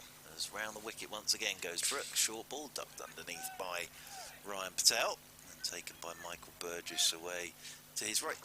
Don't get into it in too much detail, but sort of when you sit down at the beginning of the season, do you sort of work out your own aims for a season coming up, or is it just build on what you did last season? No, so I'm quite boring with my goals. My goal is always just to play, and it sounds silly, but I feel if I'm playing, it means I'm fit, and if I'm fit, I'm helping the team. So I never set myself goals on wickets, on any things like that, because I just feel you're concentrating too much on yourself. And for me, as soon as I'm concentrating on myself, I'm not thinking about what the team needs. And as long as my goals are to be playing, to be fit, I should hopefully be helping the team by being out on the pitch, because hopefully everything else will take care of itself, because I've done the hard yards in the indoor school, I've done the hard yards on the Colts ground. So I just feel, for myself, when I was younger and I set targets, I want 30 wickets this year, I want 50 wickets this year, I got so interacted with me getting those wickets instead of what the team needed in that moment, that I've never set myself targets like that again, because I just feel as long as I'm looking for as long as I'm trying to do what the team needs of me, that is where I'm best, and that is how I'm best going to be as a cricketer and best improve. So team targets. Yeah. Obviously. Yeah. Winning last year was amazing. Yeah, exactly. But we're back to square one. where we need to be, I think, with the two. Yeah, definitely. So in the mixer for the championship, definitely. With the squad you've got. With the squad we've got, the bowling depths we've got, the batting depths we've got. Yeah. We want to be up there. We want to be competing. As Patel waits again, short ball. That's a nice shot. Rolled the wrists on this. That has whistled away for 4. That's hammered away. Yeah, he's banged it in again there, has Brooks, but he's right on top of that, and that's in front of square. And Ryan Patel's batting like it's mid-August at the moment, and that one whistles off to the boundary rope for 4 more. Patel on to 61, and Surrey on to 78 without loss. What's fascinating me about this summer is, for various reasons, there's an awful lot of hungry players out there at the moment. Exactly. Which always makes, for whatever the reason is, makes the cricket brilliant. As Patel is forward, solidly he goes here to Brooks and plays this one straight back up the pitch, and there's no run. End of the over, 78 without loss. Burns 17. Like, you say that, you've got just out here Rory Burns wanting to prove his point from the winter. Would have felt extremely hard done by not to go to the West Indies. Then you've got, in other teams, in just Notts alone, you've got Hamid and you've got Broad, who are both wanting to go prove a point. You've got the greatest bowl England's ever had. You've got, at every county, there are people who are potentially pushing to get into that England setup. Well, there's yourself, there's D. Sibley. I'm looking forward to watching D. Sibley have a bat. Massively so. Because obviously he decided not to go England Lionsing and stayed and worked on his game. So very much looking forward to watching D. Sibley have a bat. Mr. Yates had a cracking season. Great season. Last year, didn't he? And for someone his age, the head he's got on his shoulders is remarkable. And then you sort of look at the Surrey side as well. Ollie Pope, you know. Yeah. But he's got a point to prove, exactly. And that's where players are so dangerous, I think. And for whatever and I was saying with Ryan Patel here, and that, you know, there's a few in the Warwickshire side. He's got an opportunity here to cement this opening spot. Of course he has, And you know, at the moment, he's grabbed it with both hands this morning. But I think, and the other one I think is always, and some are good and some aren't, is just cutting out all the noise. Because there is so much noise. It really is, especially at this time of the year as well. Now Miles is back into the attack from the City end, and this one's tucked away off his hip by Rory Burns out towards deep backwards square, and they'll pick up the single. That'll be 1 more to the total, and 79 without loss. But you know, the first sort of 8 weeks of the season, there is always so much chatter, isn't there? There's so much chatter, but I think with leading up to that India test, there's going to be everyone's going to be desperate who have been in and around the squad to be putting their hands up. You're going to be bowlers coming back from injuries. You're going to have batters desperately trying to get in there. As round the wicket once again goes Miles, and this is punched by Patel. Beautiful shot again, as Liam Norwell says. He's timed this beautifully. He'll get 3. Haynes giving chase. Oh, now Sam Hayne, as he slid there and flicked it back. Oh, I hate that. Just, he's left a bit of a diva where his knee was. He's all right. He's back on his feet again. Always, horrible. 82 without loss. Ryan Patel moves on to 64, but it does make for good cricket. It does, doesn't it? It does, and I think this year the championship's going to be incredibly competitive. If you look at the Surrey side here, how many internationals have you got playing today? 6? There's a lot. To be honest, 1, 2, 3, 4. 1 second, it's round the wicket once more. Comes Mars, turned 5, into the legs. 5, 6. 6, yeah. 6, yep, spot on. So you've got 6 internationals. We've got one guy in Dom Sibley who's desperately trying to prove his point back into the test team. You've got Rob Yates, who's been on England Lions, and you've got experienced players in Sam Hayne, who has been in a lot of England Lions setups, and then Craig Miles has been playing for 10 years, Ollie Hunt Dolby 10, 12 years. So even in just this game here, there's a lot of people who have played a lot of cricket and want to be proven a point. Absolutely. Even this morning, it's been good stuff. Hard work for the bowlers, mind, as this one's left alone outside the off stump by Rory Burns. Like I say, it has been hard work this morning for the bowlers, but I think what's been impressive is Patel has just not let the bowlers settle. No. I haven't seen him live play since 2019. Well, it's fascinating. He played. I bored everybody with it earlier. It was a one-day game at Guildford last year, and he came in at 3, and they came off for rain, and the game got reduced. He had to go for it, and he smashed 100, and he hasn't looked back since. Really? And he's just playing his game now. Yeah. And it's positive as Miles is in round the wicket, and this one's left alone outside the off stump by Rory Burns. So he is able to stay at one end and keep one end, but actually he's at his best when he's positive. And you've seen that this morning. Yeah, exactly. 64 from 70 balls on the opening day of the season. It's a pretty good lick, that. Just a bit. And I think that last shot, on the top of the bounce through extra cover, I think that shows the class of the player he is, because if you can play that in April with no worries and what was a good ball and still get it away nearly for free. Round the wicket goes Miles to Burns, and Burns lets this one go outside his off stump. And I was saying for Rory Burns, this is ideal, isn't it? He can just settle in. He has this morning. Yeah, He's had exactly. an hour and 20 minutes of getting his eye in for 18, whilst Ryan Patel's been ticking along beautifully at the other end. And that's going to do his confidence world of good. And I'm not good enough to notice, but I know I've read he's made a couple of little subtle changes, and he's scored a few runs in pre-season. And I've always found him very hard to bowl to. I was with him, with the England boys, obviously 6 weeks pre-Christmas, and I think although a lot of people give him stick for his setup, I think that is what makes him so hard to bowl. It's all rhythm. Because it's all rhythm, and when he's in flow, it's so hard to stop. Yep. Because, so me and Ollie and Dolby had this chat the other day, not specifically about Burns, but about good players, is when they're in form, if you miss your length, you go. Whereas you sometimes feel if you can hold your line, you can get away with missing your length. But to someone like a Burns, when he's in full flow, Ryan Patel today, you miss your length slightly, you'll be put away. You've got no margin for error. And when a batsman is making you think, I can't miss my line or my length here, because sometimes you get a bit of leeway one way or the other. So this morning, Ryan's not let a bowler miss their line by a fraction or their length. That's when you're under the pump as well. Getting some spin for the first time. Danny Briggs into the attack. Well, you, as you say, you were there with them. Do you know what? In that Ashes series, do you know I felt most sorry for? Was the players. Because the preparation was abysmal. Going into an Ashes series with that little amount of preparation, as in over the wicket then with his left arm spin is Briggs, and this one's turned leg side by Ryan Patel out there towards deep backward square, and they'll pick up a single, because bowling batting is all about rhythm. It is. If you've got no rhythm going into an opening test match, then cool, blimey, it's not easy, is it? And it's like 2 weeks before the first test, we were in the indoor school bowling and netting, because, well, you can't control the weather. No. But we had 30 overs of the first game, and then we had 2 days of the second 4-day game, which turned into a glorified centre wicket. Yeah, absolutely. Because that's what we had to do to... Absolutely, and I understand COVID, I understand all of that, as Briggs is in and turned by Burns neatly and tidily into the leg side. He'll stroll another single. I get all of that, but the basics are you're suddenly then turning up to Mitchell Stark coming in at you, and something might not be quite in the right place. Then, impossible. Absolutely impossible. 99 times out of 100, Rory's clipping that first ball of the Ashes before. Did you know? I said that was the ball he wanted. He'd have dreamt of that ball. If I can have something on my legs, as in over the wicket comes Briggs, and this is a full toss whipped into the leg side by Patel, and he'll pick up another single. He didn't do anything.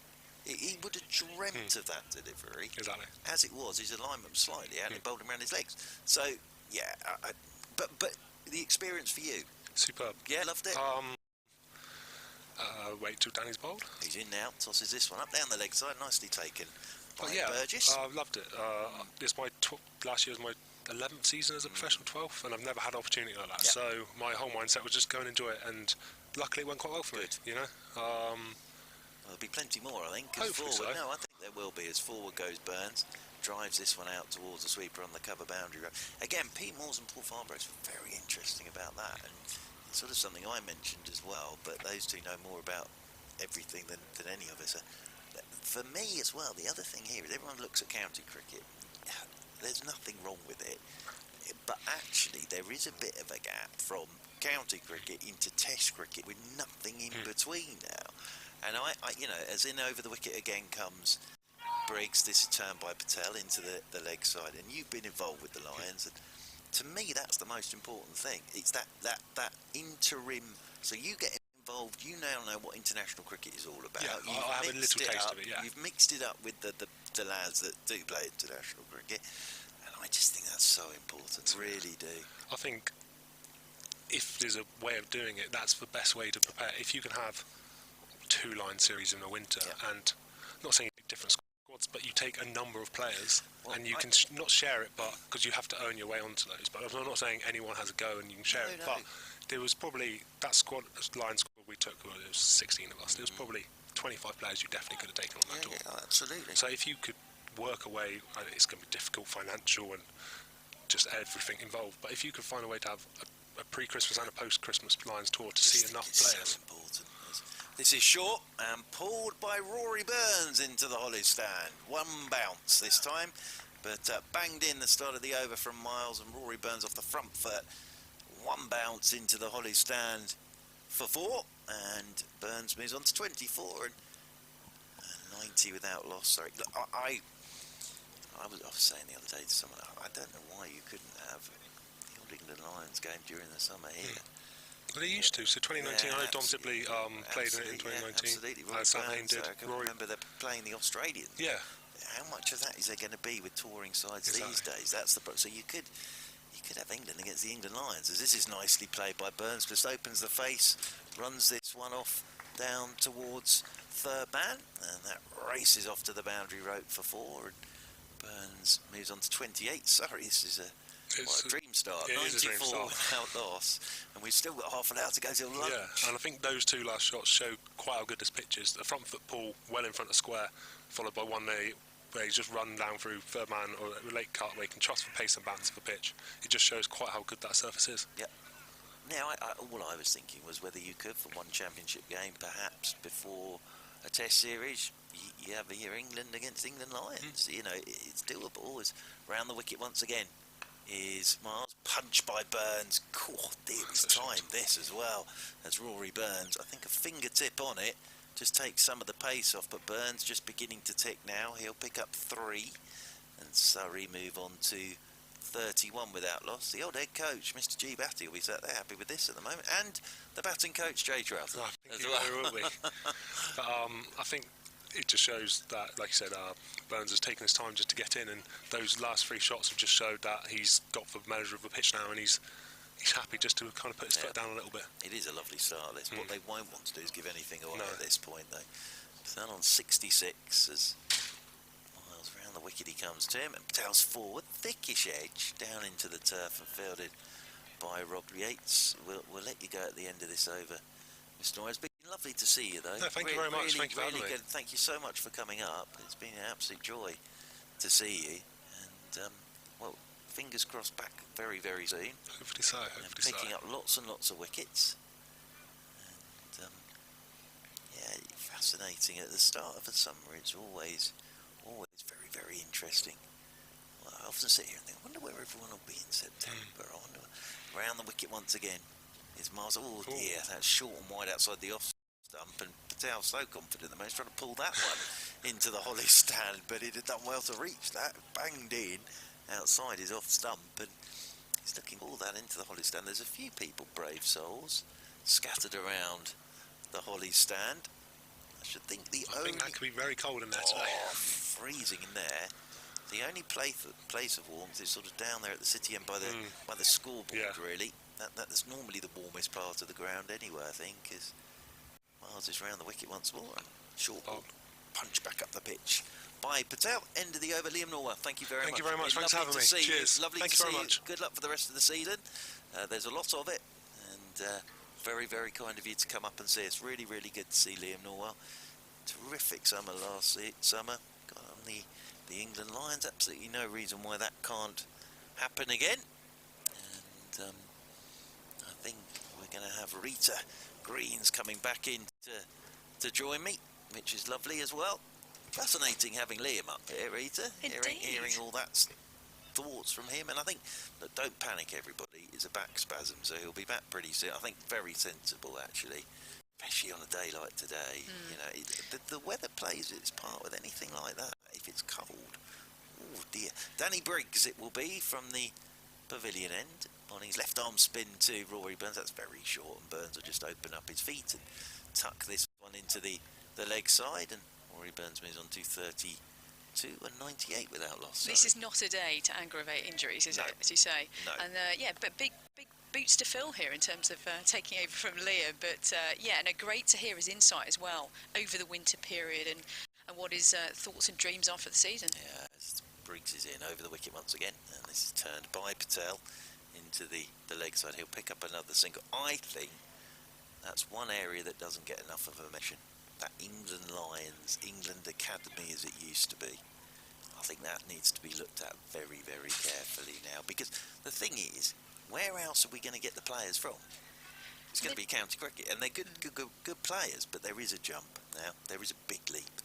As oh dear, Danny Briggs tosses this one up. Doesn't use the facilities kindly provided by the ground staff there, and driven straight back up to Danny Briggs as Burns settles himself down over his bat once more. Briggs is in again, and forward goes Burns, plays this one up towards mid-off, and there's no run.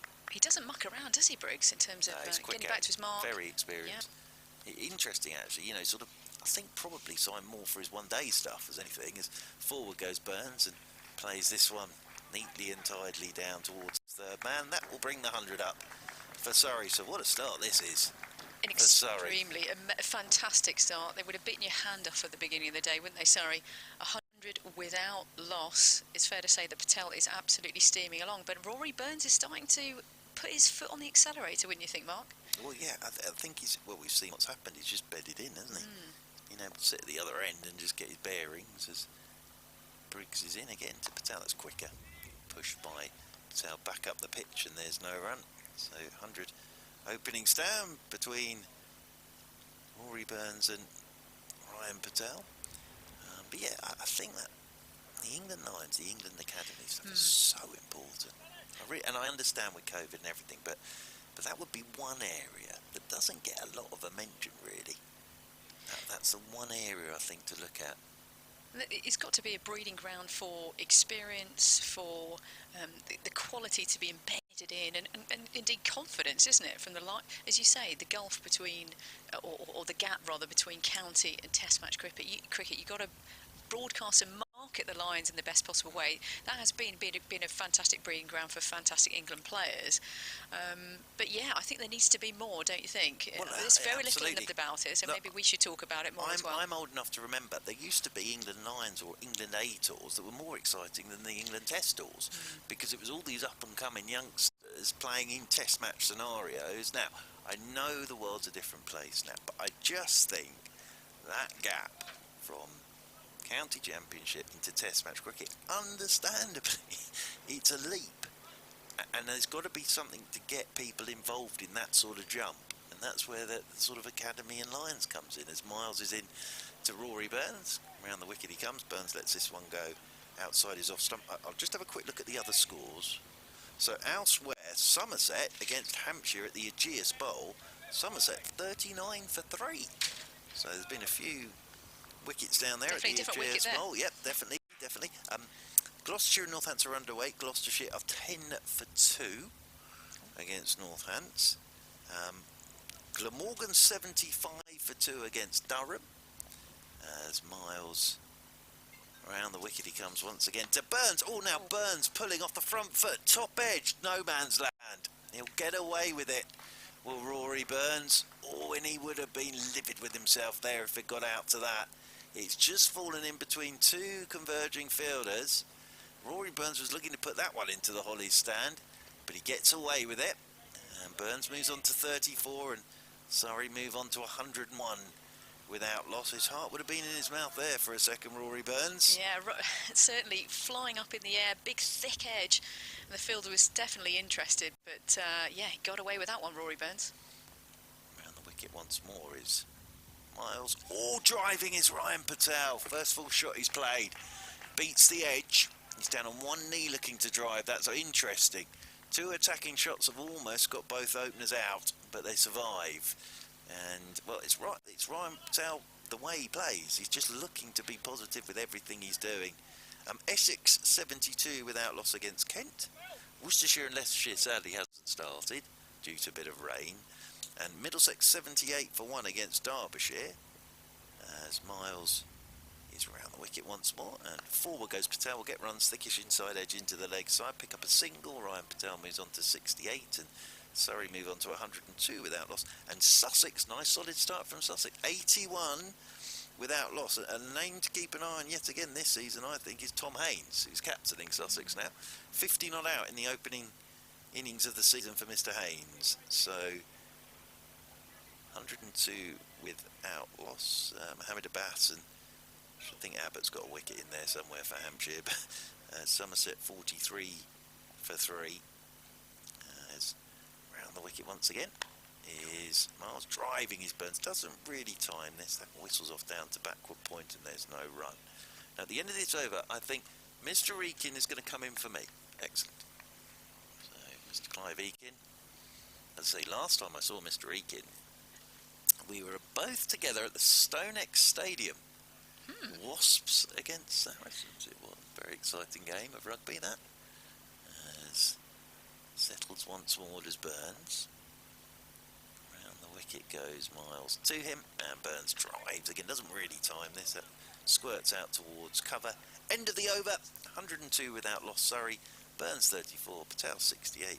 A few words from Rita, and then she'll be joined by Clive Eakin. Certainly lots of action in that over there from Craig Miles. Possible 2 wickets. Roy Burns not getting himself in, I'd say, the right position to play a square sort of pull shot. Really went flying up in the air. Definitely interested on the offside onside rather, to take the catch, but it just fell short of the fielder. So they'll be disappointed at that, the Warwickshire players, for not getting a wicket. And then a very next ball, very, very close to being caught behind, was the real player of the day so far in Ryan Patel. Danny Briggs in, and that's just turned around to square it. Oohs and ahs, it seemed to come off a fairly big chunk of the bat, to be fair, from Patel, but maybe just a bit of turn there. So, side of the field. Briggs bowls, left arm over, and that's driven back to him. Full length delivery, no run. There's a bit more excitement in the field, Clive, I think, after those 2 chances really in that previous over. Yes, they need to give themselves a lift. I mean, look at this, first morning of the season, Surrey have already got 3 figures on the board. Fantastic start for them. That's played to mid-on, there's no run. 102 without loss. I think it's pretty impressive, the scoring rate as well as the score line, isn't it? Yeah, you couldn't have wanted a better start than this for Surrey. Briggs bowls, and that's played with no run. Rory Burns has made 34 or 58 overs. I mean, that's not a bad rate. And Patel has dominated.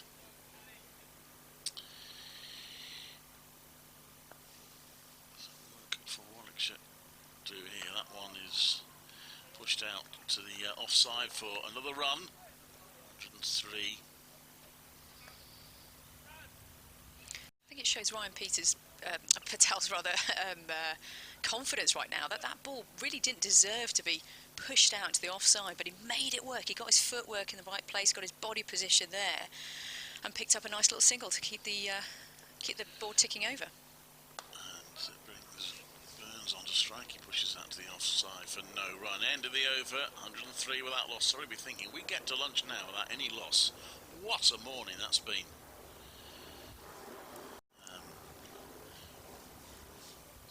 We can't see whatever's flying overhead because the clouds are covering it, but something's making a bit of a racket. And the breeze still blowing strongly. Yeah, the floodlight's still on. I think they'll stay on all day, probably. Yes, I would think so. Sunshine or not, and that flag in the far corner there is definitely hanging on for dear life. But yeah, definitely a breezy day, isn't it? But the wicket is looking marvellous. Well, certainly from a Surrey's perspective, anyway. Well, there is a bit of pace in it, and I think Liam Norwell saying, and Paul Fabre said to it in that interview I mentioned earlier with Wilford, that all he wants from pitches is that the Knicks carry. And I think by and large he will here. That's played down to fine leg for a single. We saw one keep very low. For the most part, there's a bit of carry there, I think. It was nice to chat to Liam Norwell, wasn't it, in terms of and chatting about the Lions setup, what it's done for him. But yeah, injury kept him out today. But yeah, great chatting to him. He's hoping to be back for the next game.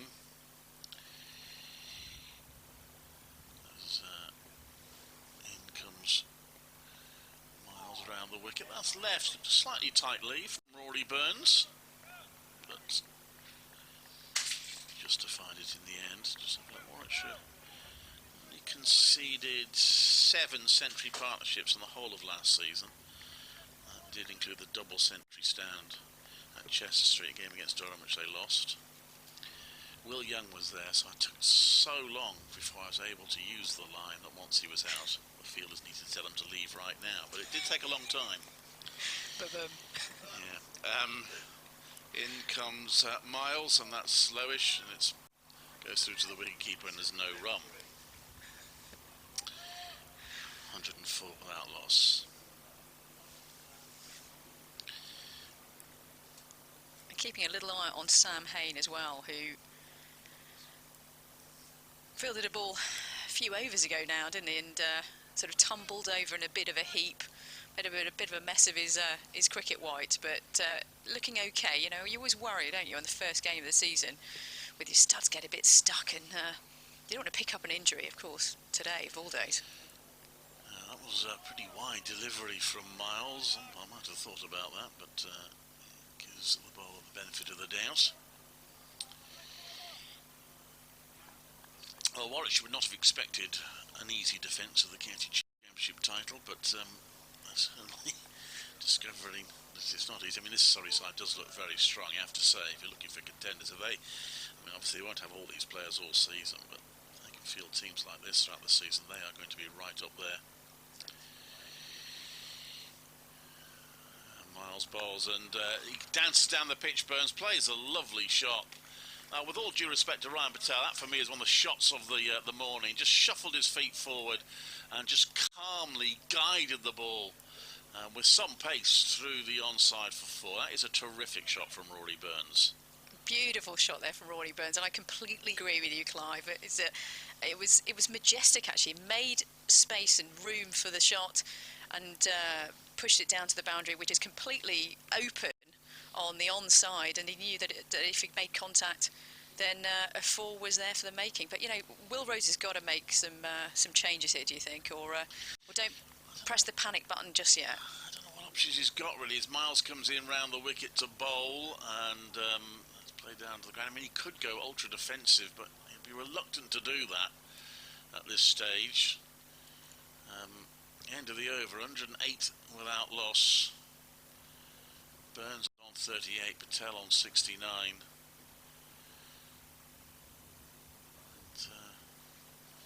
It's tough going for Warwickshire at the moment, but great stuff from Surrey.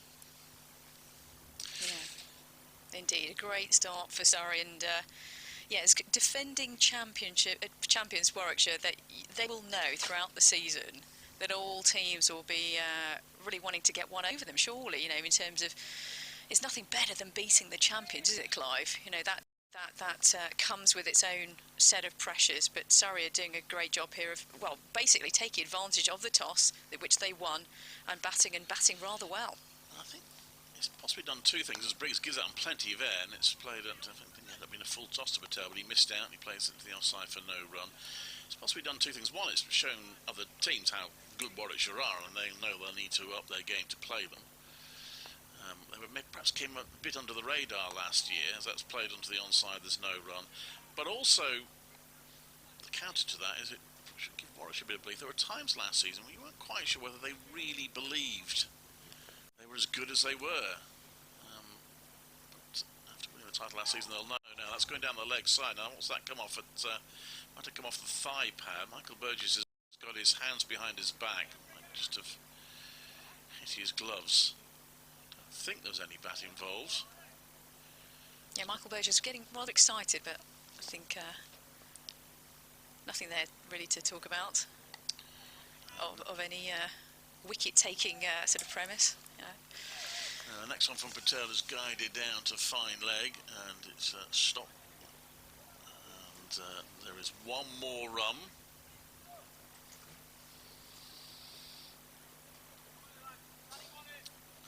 And it's 109 without loss. Sorry, who won the toss? And, must feel well. We made the right decision there. Then batting first. Briggs comes into bowl, and that's played to a square leg for a single. We haven't had a wicket yet, so we haven't seen the the new law come into place, which was a change initially produced for the 100, but I said at the time it was a change that made sense to me. That's played to mid-off, there's no run, because the existing law didn't really, which is that this stuff about whether the batters cross now, when the ball's caught in the deep, no longer applies. The new batter will go at the striker's end. Yes, that's right. We'll look out for that one when it happens, if it happens today. I think law changes are always quite exciting, Clive. Or am I just a bit of a... Well, I never...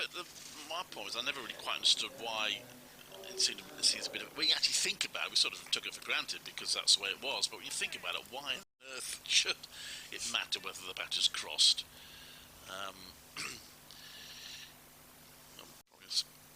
Umpires make it slightly easier for the umpires as well. They don't have to worry now about did he cross or not. That's 109 without loss is the Surrey score. Clive, I'm going to report a lot of movement, but not necessarily of the ball. There's a huge amount of movement of the advertising hoardings on the far end of the pitch.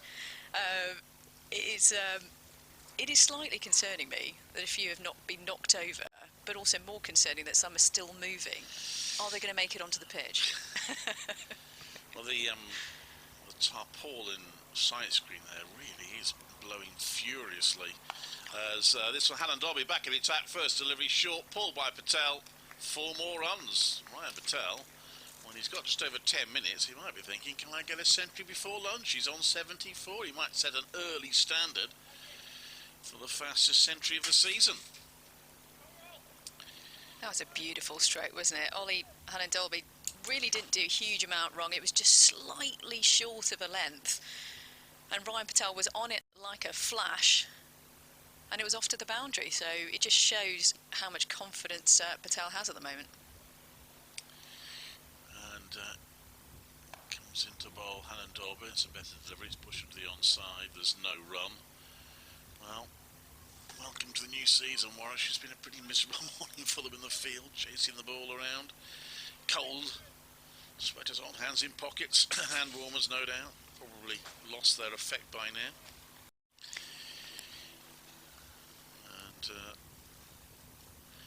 looking forward to getting in for lunch and hearing from the bowling coach. In comes Anand Dolby around the wicket. That one's left by Patel. There's no run. A 6-over spell with start handle. We took the new ball. I thought he bowled pretty well actually. He looked the pick of the bowlers, most likely of the bowlers to get wickets. Just towards the end of his spell he maybe lost his way a little bit as Warwickshire came under the pressure that Ryan Patel in particular is putting on them. But, it's been very reliable in recent years with the red ball. Hannah Dolby comes into bowl to Patel. That again is wide, taken by Burgess. There's no run. Yeah, Hannah Dolby now going round the wicket rather than over the wicket, interestingly. So giving Patel far more opportunity to leave the ball to Burgess. Do you think that's the right sort of technique here? I don't know. There's something here about for me, in my mind, making sure the batsman plays the ball. Yes, well, yeah, he certainly has to do that. I mean, it is, you've got a short boundary on the leg side and only 3 fielders out there. Be partly to do with that. Might just be trying something different because they haven't been able to make the breakthrough so far. He he comes to bowl, and again, he's not quite making the batters play. That's what he did do very well early on. The first over of the morning, I think, first 5 deliveries all had to be played at. Not quite getting his line right this over so far. 2 left-handers opening today as well. Always a bit of a test for a side with 2 left-handers, but the left and right-handed combination even more complicated to contend with as a captain and a fielding side, right, Clive? Indeed. Those listening on 5 Sport Extra, stay with us during the lunch interval. So you'll hear from Paul Farbrace and Peter Moores. Talking to Kevin Howells, that's left outside off stump, there's no run, so you get that during the lunch interval. And if you're listening online and you want to hear that, there is a link on the page. One of the Warwickshire Surrey links, I think, is the what's going out on 5 Live Extra, or if you just go to BBC Sounds and 5 Live Extra there, you can listen to it that way. End of the over, 27 bowled now. So it's not a great over rate, but it is a terrific run rate. Surrey are 113 without loss. It's been a few overs, Clive, I think, since the Warwickshire side had any sniff of a wicket. They'll be hoping to get a breakthrough, certainly before lunch. That will be the goal. Briggs in. Probably wouldn't have expected to be in quite so early at the start of the season. It's played a square leg, there's no run. In because the seamers haven't been able to stem the flow really. Briggs has got 1 slip in place, gives that a bit of air, and it's played through the offside by Burns. Nice shot, possibly not timed absolutely perfectly, but he's got a single. He felt there should have been 2 there might have been, but Ryan Patel wasn't interested, and he's getting a bit of a Paddington style stare from his batting partner there. 114 without loss. It was definitely a stare of, there was definitely 2 in that, definitely 2 in that. We'll never know. Briggs in, quicker ball this time, and Patel plays it to the onside. There's no run. Well, they did nearly run each other out early in the day. First, they went for 1 single, which was a really good call. It was a rush single, but it was a correct call. But then the next one, they hesitated a bit, yes, no, and Patel might have survived a run-out chance. It's played to the onside. There's no run. Whether it's possible to tell from here whether he would have made his ground or not. It would certainly have been close. But the bowler Miles chasing the ball and picking up and then sort of diving on his stomach, throwing the ball at the stumps. Unfortunately from Warwickshire point of view, missed. Briggs bowls, it's a 4 defensive by Patel, there's no run. So with Briggs bowling, we'll certainly get 1 more over. He might get 2 more in. I suppose the manager would go up to 30 overs by lunch. She's not too bad, but Briggs has bowled 5 of them. He gives out lots of air, and I think it ends up being a full toss, which Patel just doesn't get hold of at all. He was trying to hit that somewhere towards Moseley, Patel, but he didn't quite tie. But actually, no, Moseley's over there, but somewhere towards where Pebble Mill used to be. And but he didn't get hold of it, and it squirted out to the onside, and there's no run. 114 without loss at 28 overs here at Edgbaston. Yeah, Danny Briggs certainly was really interested as Ryan Patel brought his bat back, ready to hit the ball right through and out of the ground, right, Clive? But it wasn't to be. That could have gone anywhere. Let's be honest. That could have gone anywhere. But as with Warwickshire's luck this morning, hasn't quite been the case. Tough chances this morning, but a couple of really good ones as well out there. But Warwickshire certainly searching for that first wicket. 114 for no wicket. Well, it couldn't have gone better for Surrey. I suppose the only thing now is to make sure they do get into lunch without losing a wicket, but what a morning. And already they're putting Warwickshire under real pressure in this game. As Hannon Dorby comes into bowl, that's left, that's a good leave by Burns. That didn't look like it missed by very much, but he was confident. I like this move actually. Michael Burgess up to the stumps. And a wicket keeper up to the stumps, you know, in the ear of the batsman.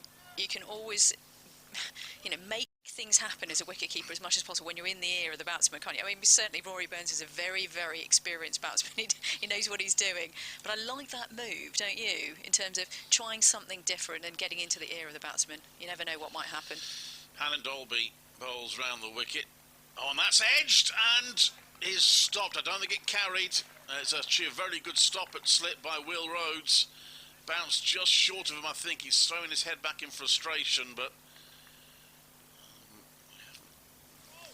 I'd have to see if I can get the stream up to see whether that did carry. I don't think it did.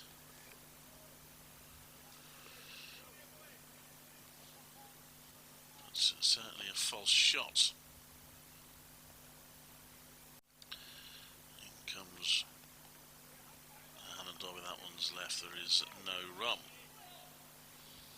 Yes, it felt as though that dropped just agonisingly short, but an extremely good stop by Will Rhodes there. He'll be disappointed, obviously it didn't carry, but also it's nice to see that there's some movement. There's some opportunities out there for the Warwickshire bowlers and indeed the fielders. They'll be ready and raring to go now for the next few balls. You never know what's going to happen here.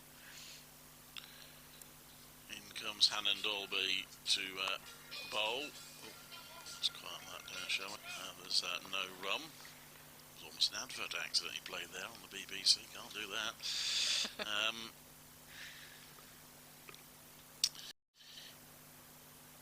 The sun is out again, Clive. So nice to see. I suspect it may not be sunny the whole day. No. But let's take it while we can. In comes Alan Dolby. That's left by Rory Burns. And there is no run.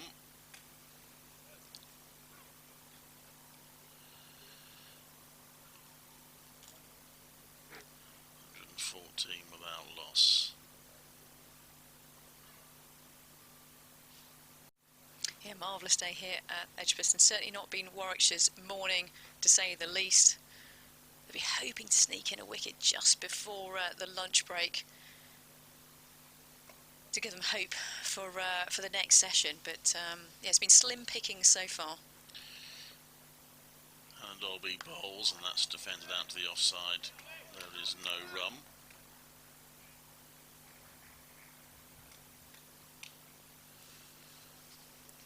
And it's the end of the over. 114 without loss. Should get one more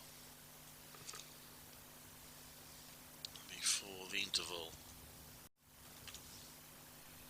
Ryan Patel and Rory Burns having a chat between the overs there. I'm sure they'll be saying to each other, look, just one more over to go. Let's get back into the pavilion. Let's get some lunch without any wickets on the board. They will be definitely focused on the lunch break, won't they, Clive, in terms of just being confident that they're going to be back out here for the next session. But it's been Surrey's day so far. Well, that's to put it mildly. It's been a really terrific morning.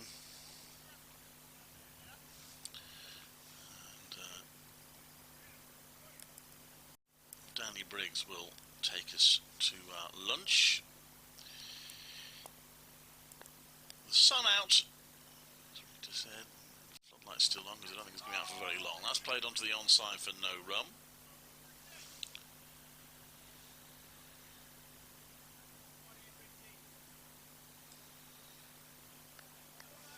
Was that an optimistic shout there by Briggs?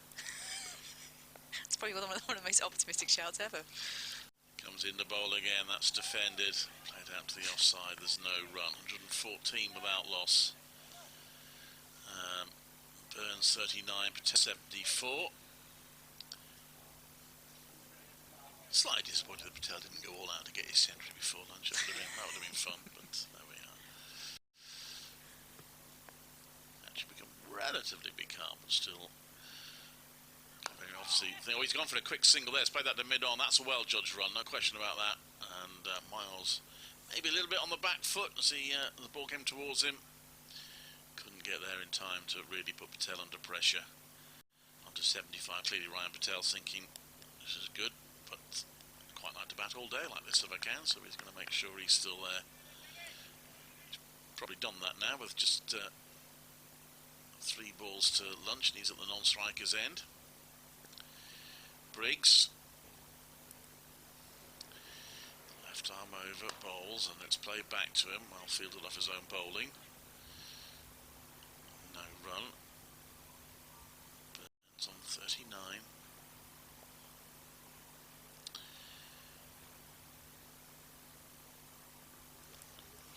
Update in a few minutes. Be lunch by then anyway. Briggs bowls just on leg stump. It's turned around a fine leg by Burns. Just straying down the leg side. Briggs, and he'll get a couple of runs. Ollie Dolby chases it. 2 runs to Burns. And moves on to 41. 117 without loss, Surrey.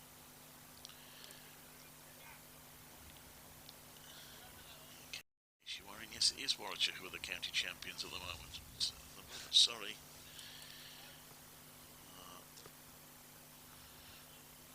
A fairly tough morning. Briggs bowls. That's driven straight back to Briggs, and they have got a wicket just before lunch. Burns can't quite believe it.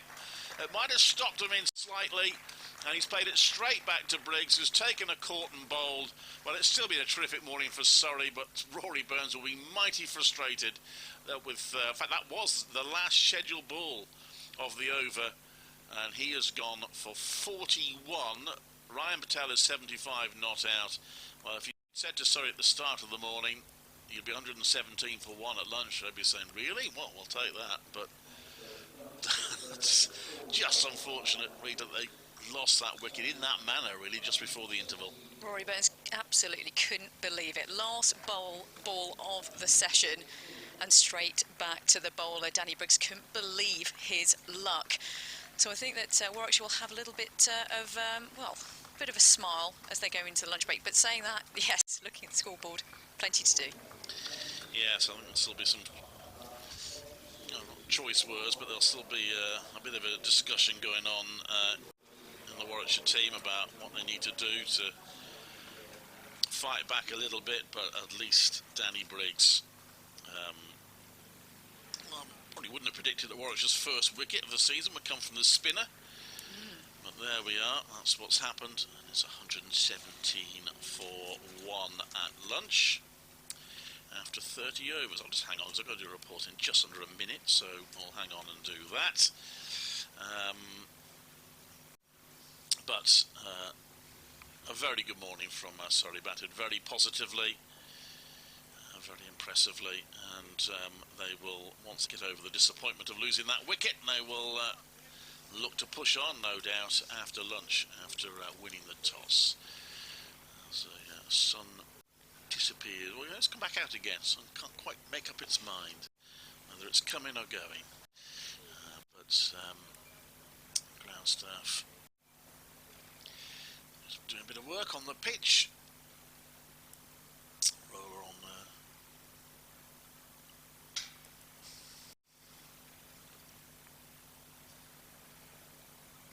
This is Clive Eakin at Edgbaston, where Warwickshire have had a very difficult first morning of the season, but they have taken their first wicket of the season right on lunch, and it's a spinner. They wouldn't have expected that to be the first wicket taker, but Danny Briggs has broken an opening partnership of 117.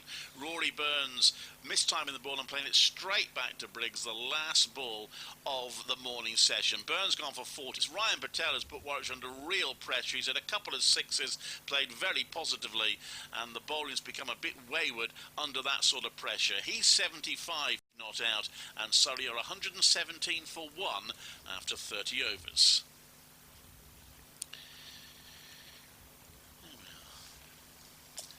There we are, Rita. So, good morning session. Look forward to this afternoon, won't we? Really looking forward to it. It'll be intriguing to see if Warwickshire can get a few quick wickets. And for BBC, on BBC 5 Live Sport now, we'll hand to Kevin Howells.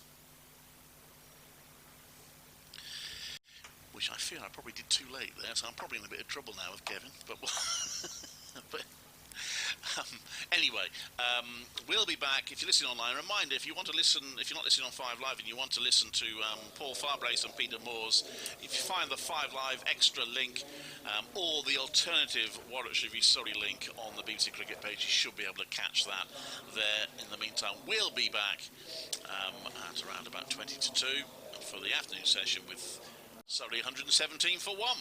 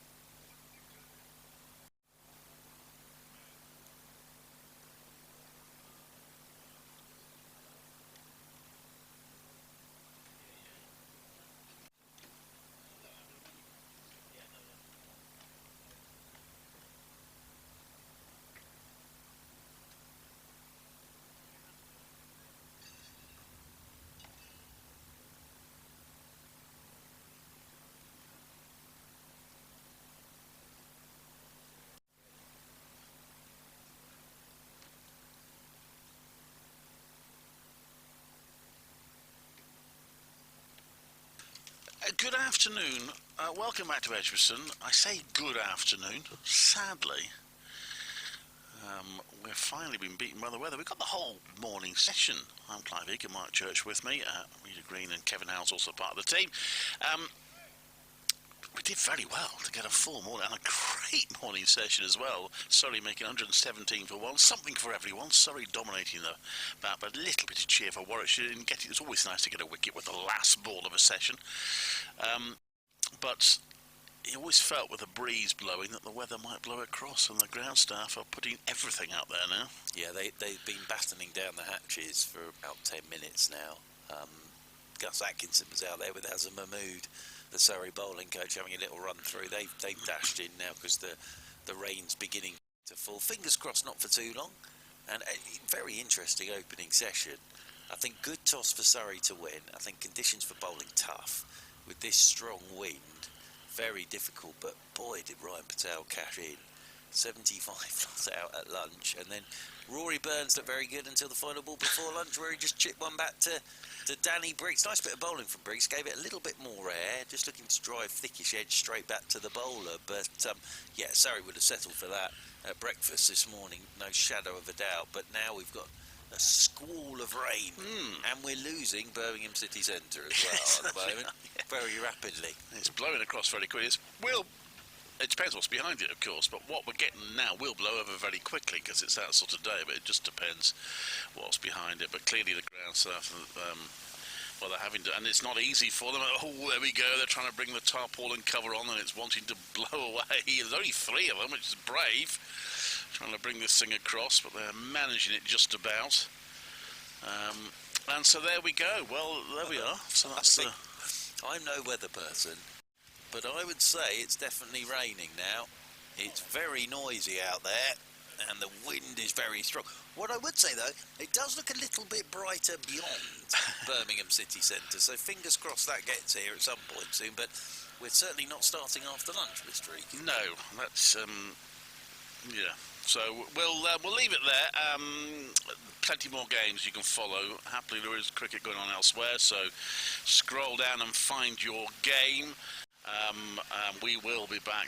Just as anything to say, but it is really coming down in spades now, so it's going to take a little while, even if this rain stops, I think, for us to resume. A good job, Surrey used the time well, and 30 overs bowled in the morning session. In the end, not too bad, and 117 runs scored. So the game has progressed a bit, so we can, I suppose, afford to lose a little bit of time.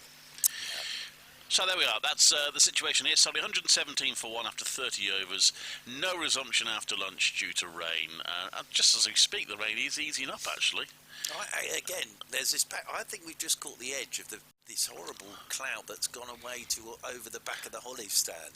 So I think we've just caught the edge of that. So the poor old ground staff. I've got to say, you've just put all the covers on, and they're going to have to take them all off. Yeah, but that's good because it does look a little brighter. Yeah. Away to our left. So we suddenly lost Birmingham City Centre, and it's just emerged again away in the distance. And of course, I must admit, I haven't updated myself, but I assume we can now add half an hour on to the end of the day. So start as we mean to continue, Mr. Egan. Here till 8 o'clock tonight, probably.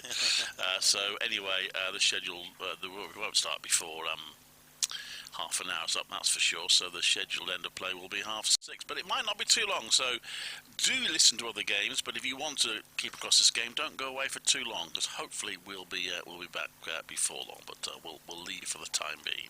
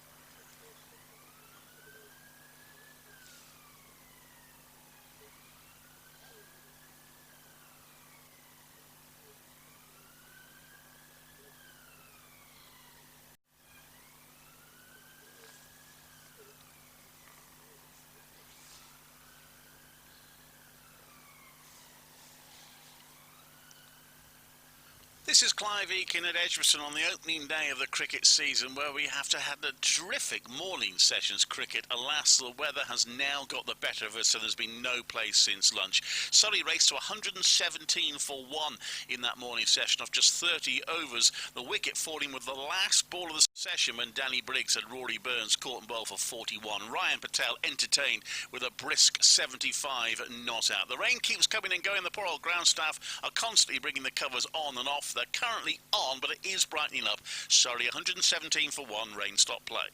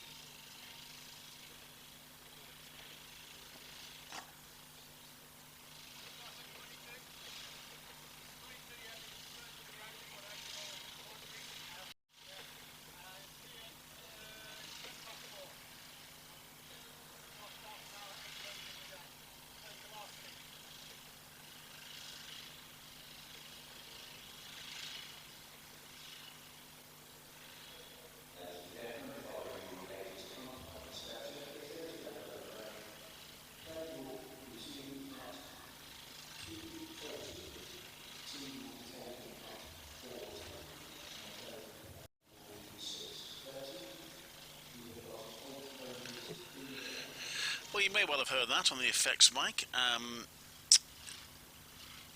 If you didn't pick that up, the good news is they are hoping to resume here. The ground staff have worked incredibly hard, bringing the covers on and off, on and off, on and off. But the sun is now shining and the covers are coming off again, hopefully to stay off this time. And the plan is to resume at 2:40. So that would mean we'd have lost an hour. We can get half an hour of that back at the end today. So the close of play will be, scheduled close of play will be 6:30 and tea 4:10. So and we can get that half hour back of course tomorrow. So at the moment no time will be lost in the game, but we will lose half an hour today. And that's, of course, there's no further rain, and it's difficult to predict really, because and I think rain was forecast from about mid-afternoon actually. It's blue sky overhead now, but the problem is the wind is strong and the clouds are blowing over very quickly, so the weather changes rapidly, which is why the poor old ground staff don't know whether they're coming or going half the time. So that's the situation anyway. We are due to resume at 2:40. We'll bring you live ball-by-ball commentary from then. In the meantime, you can listen to other games on the BBC website, and we will be with you hopefully in about 20-25 minutes time.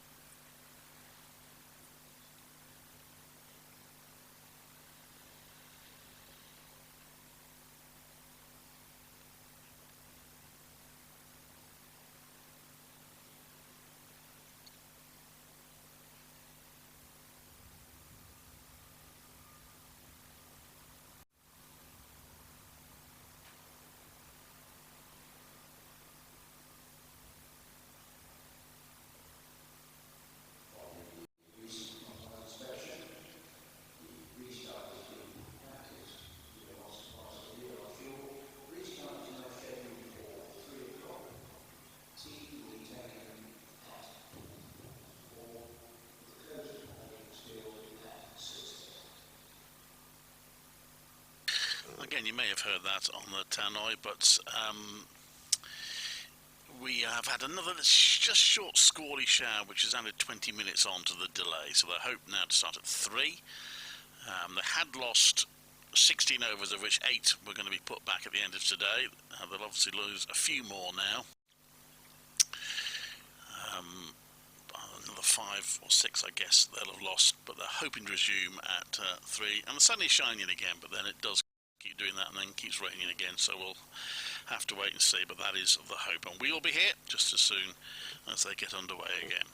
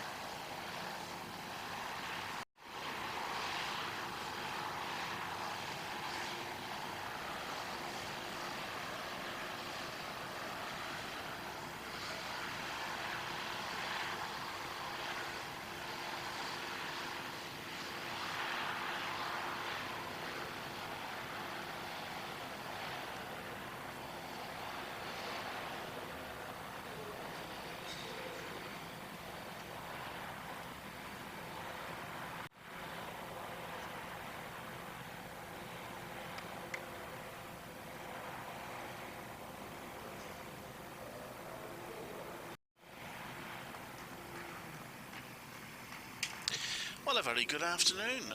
Welcome back. We have cricket. By the looks of things, I just say that the players come out and it's getting dark again. It's been on. The players haven't been on off, but the poor old ground staff have. No sooner do they get the covers on, the sun comes out, and as soon as they get them off again, it starts raining. But they've taken them off. They haven't moved the hover cover too far away, I have to say.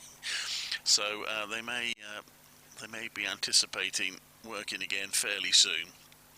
But at least we are going to get underway now, which is terrific news. And we resume with Surrey 117 for 1. Just to recap then, we had the whole morning session. That was uninterrupted. I've mislaid my glasses. This should be interesting. Oh, I saw those. There you are, Mr. Eakin. Oh, there they are. We had a full morning session, 30 overs, during which Surrey raced to 117 without loss after 29.5 overs.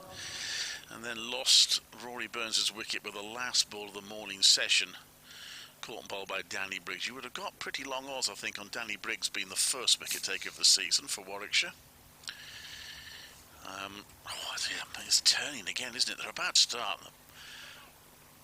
The part of sort of says already almost disappeared, but the gust of wind comes along.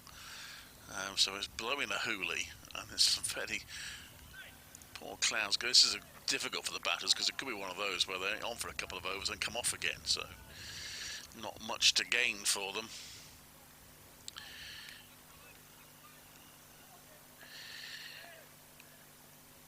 You'd like to take the first over after the... Yes, I will do. It's going to be Oliver Hannon-Dalby. So this is our first ball after lunch. As round the wicket goes Hannon-Dalby to Ryan Patel, who looked in wonderful nick this morning. And he's pushing the first ball after the lunch break out into the offside. And that rolls out to Sam Hain at cover. And there's no run. Yeah, Ryan Patel, 75 not out. 103 deliveries going into lunch. And at the other end now, a certain Hashim Amla is down there at the non-strikers end. As Clive Eakin was saying, the wicket to go, that of Rory Burns, the last ball before lunch. Just a bit more flight from Danny Briggs, I think, and just the thick inside edge of the bat, looking to drive back to Briggs it went, and a wicket for Warwickshire to take in. Just say tea will be at 4:20, so we've got an hour and 20 minutes of play here. 53 overs remaining in the day.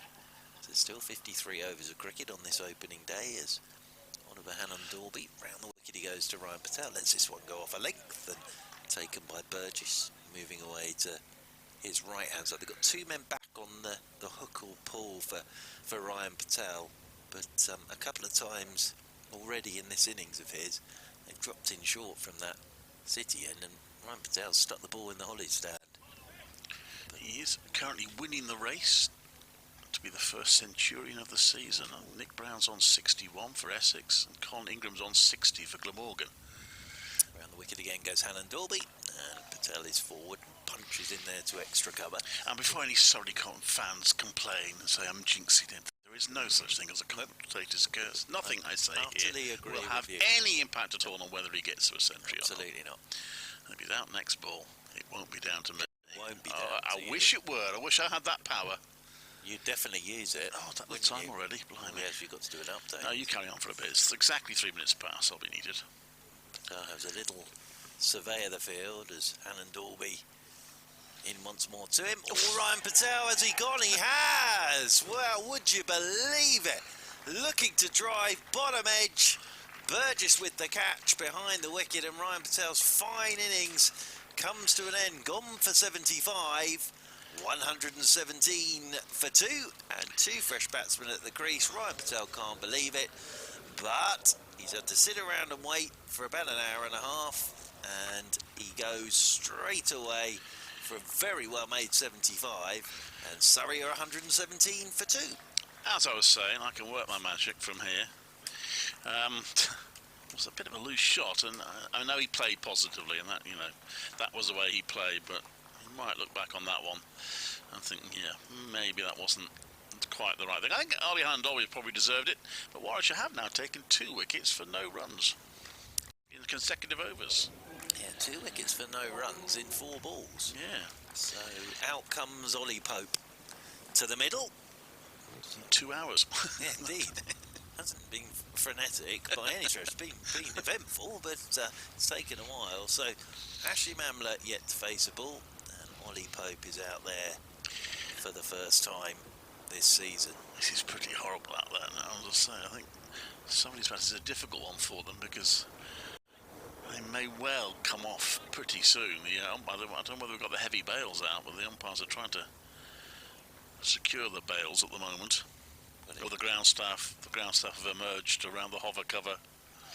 Well, this could make Ryan Patel even more sick. Yeah. Because there's every chance that this ball could be bowled to Ollie Pope and then we're coming off. Yes. Because ground staff are hovering by the hover cover away there to our left. 3 slips in for Ollie Pope. Deepish backward point cover mid wicket, and then the long leg. First ball for the right-handed Pope. Hannon Dorby into him, and Pope that just hops at him as he plays it down into the turf. It bounces up, hits him in the chest, and there's no run. Decent ball. I do think he's been the pick of the bowlers, Ollie Hannon Dorby. Maybe lost his way a little bit at the end of his first spell. I think he's asked the most questions. Oh, the umpire's hat's gone. The gloved umpire is chasing that. He's got it. He's actually wearing a cap as well, so that shows how... Oh, look, and Rhodes' cap's flown off as well. Yeah. It is blowing an absolute gale. It is. Out there at the moment, as you can hear on the effects mic as well. Just stand by. I'm going to do my update in a second. That's left us no run. This is Clive Eakin at Edgbaston, where we have resumed after a rain break following lunch. The weather is turning again. The ground staff are poised, but we've had 1 over and a successful over for Warwickshire, who've now taken 2 wickets for no runs after Surrey raced to 117 with their opening partnership. Ryan Patel, who entertained that morning session, getting to 75, got a bit carried away, had a swing at one from Ollie Hannon Dorby, which found his edge, and he was caught behind for 75. So I don't know how long they're going to stay out there because the weather's turning again, but it's changed a bit now. The game, Surrey 117 for 2. And well, Henry Brooks is going to try and bowl this over. I'm not sure how far he's going to get, to be perfectly honest. But he comes in now to bowl, right arm over, and that's defended, and there is no run. Yeah, as I say, for Ryan Patel, he'll be sat there, but that's the way he played this morning, and yeah, he looks so good this morning. Then a little outside edge, nicely picked up by Michael Burgess behind the stumps. So we have to be careful here. Warwickshire have to sort of use these little passages of play to cause as much trouble as they can. And in comes Brooks. Well, that's a wide delivery and a wild swing by Amler. That wasn't the best of cricket we've seen all round today. Amler stretching for it, misses it. It's going to take Ashley Mamler. I think his last innings was the last game of last season, of course, in terms of first-class cricket. Ashley Mamler, 994 championship runs last summer, out of an average of 58.47. High score of 215 not out. Brooks into Amler this time. He leaves that one. It's wide of off stump. There is no run. Yes, and the last time these two batted together would have been that final game against Glamorgan, where there was 50 billion runs scored. And these two, 270 odd for Ollie Pope and 140, I think, for Amler. Put on a huge partnership together. But huge amount of runs scored in that last game of the summer last year. In comes Brooks, bowls, and that's defended. And there is no run. Extraordinarily, it hasn't started raining yet, I don't know. Somehow. But as I say, from a Warwickshire point of view, they will sort of say to themselves, well, if we're going to be in and out, we've got to use the time productively, and they've done that already, picking up that wicket of Ryan Patel. Still very good surface to bat on this. Brooks to Amler, 2 slips in a gully, plays back to that one. It's a better delivery from Brooks, making Amler play. Play down to the outside. They haven't been able to get off 117 yet, Surrey. Spent a lot of last summer, Ashley Amler batting in his long sleeve sweater. Unsurprisingly, He's starting this summer, batting in his long sleeve sweater. Always knew the opposition were in a bit of trouble, Clive, when he took the long sleeve sweater off. Because the weather was getting better and he felt warmed up. In comes Brooks, and that's played to the offside. It's stopped, there's no run. End of the over, 117 for 2. So still no addition to the score in the runs department at any rate in this session. But the one wicket, Ollie Hannon-Dolby striking to remove Ryan Patel for a brisk 75. Rory Burns, the man out just before lunch, caught on ball by Derricks for 41. Two batters, two big name batters, although short name, big name batters, if you see what I mean, in Amler and Pope, yet to score. Listen to that wind. Hannon-Dolby coming over the wicket from the city end to the right-handed Ollie Pope, and Pope covers up to a good length ball, just pushes up towards mid-on, and there's no run. 3 slips in there, then the backward point, the cover, the mid-off, the mid-on, the mid-wicket, and the long leg. See a photographer down in the front row of the Hollies stand, and then a photographer almost in the back row of the Hollies stand, and then just one spectator sat in the back row of the Hollies. I can actually give you the number of people in the Hollies stand is 3. As over the wicket goes Hannon-Dolby once again. That's well bowled and well played by Ollie Pope, getting himself fully forward to that. Ollie Pope, it's a good start this from Warwickshire after the break. Right on the button so far. Dolby, Hannon-Dolby and Brooks combining. Ollie Pope comes for a little wander. Settles himself down again in short sleeve sweater. Ollie Pope, you can see his number 32 just poking through his cable knit sweater. Stands with the bat raised and the knees bent as Hannon-Dolby's into him. Pope lets this go, just nips away from him. Nicely bowled again by Hannon-Dolby. Well, they've definitely had a chat in that 2-hour break here, Warwickshire, because it's much better stuff from Warwickshire after the break. Yeah.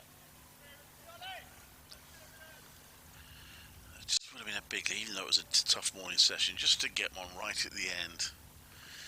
Just perk them up a little bit.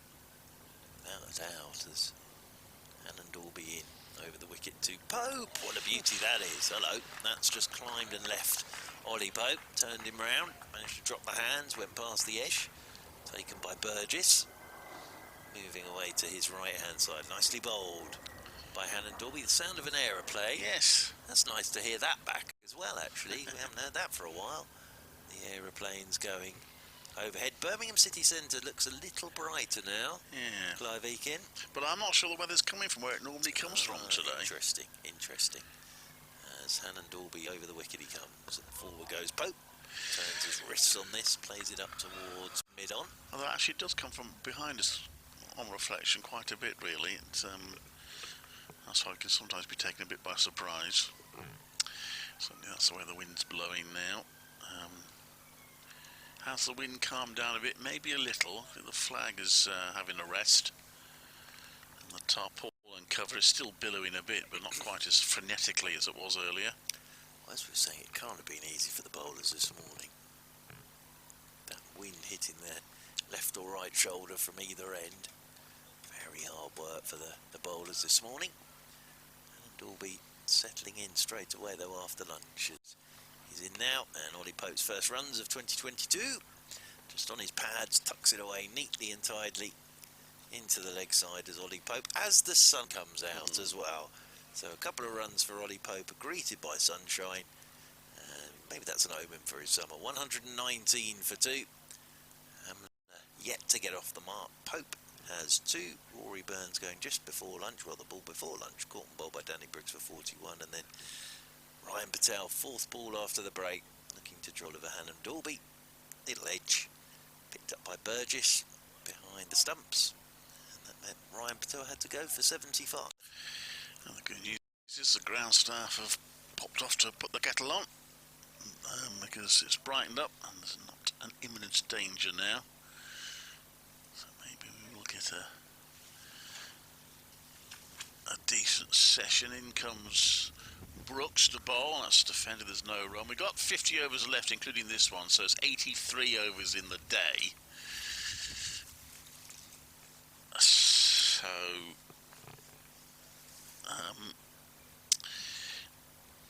that means that we'll have lost 13 overs. So we've lost 21 overs, but we get 8 back at the end of the day.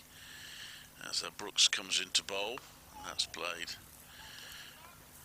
down to the ground. I'm still a bit rusty, but I think we can get them back again tomorrow, can't we? So, yep. And on the third day, not the final day. So we, at the moment, in theory, we might not lose anything in this match, but there's not much left in credit in that department.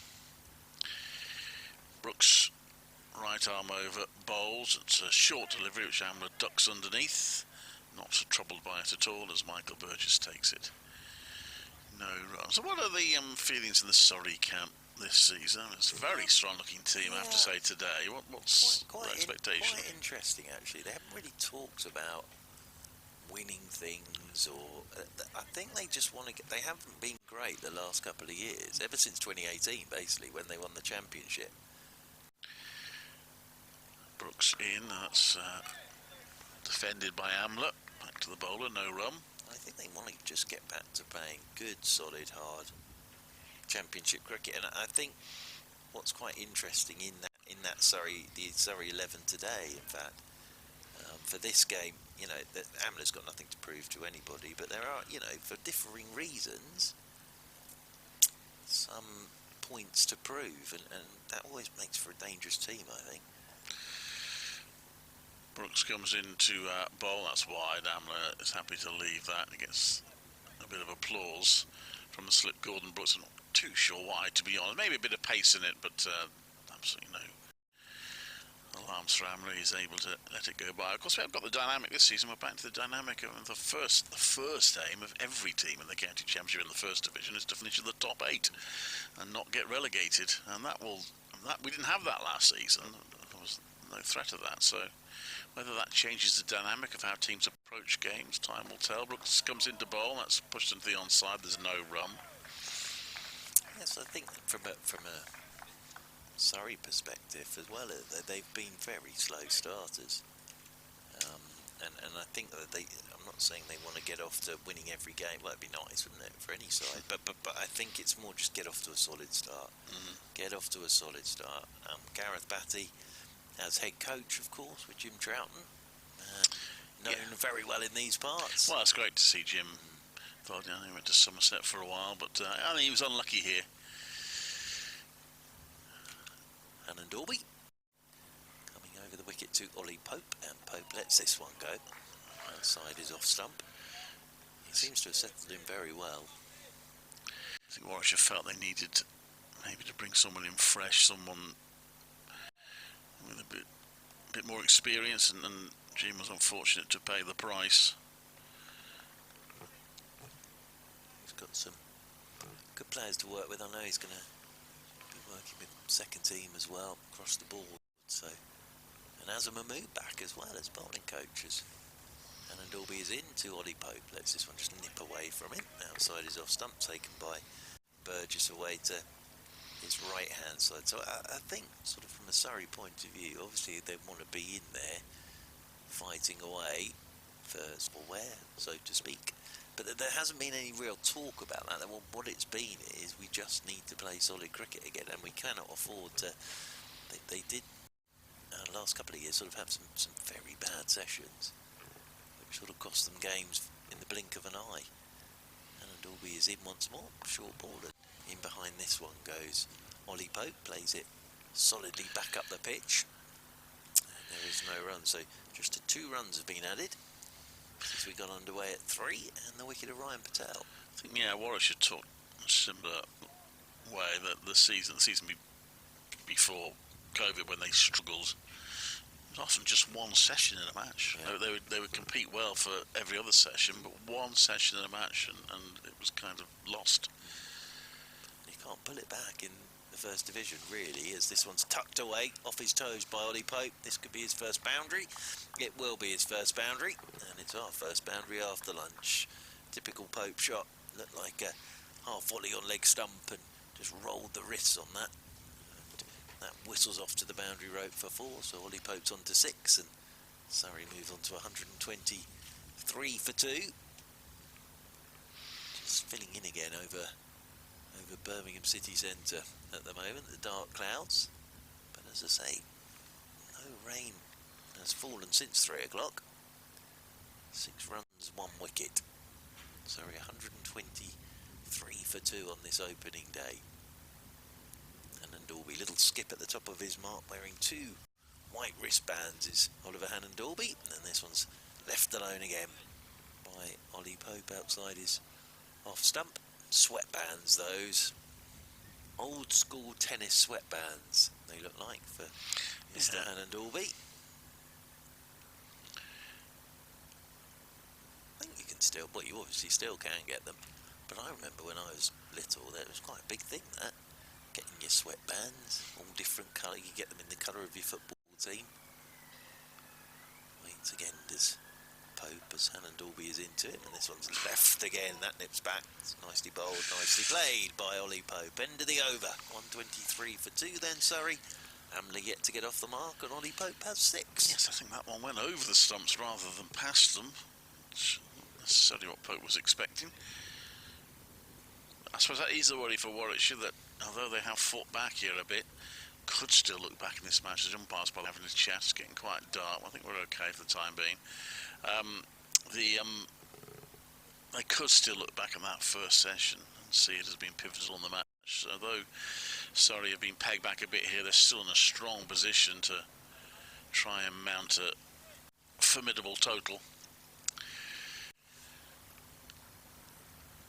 Henry Brooks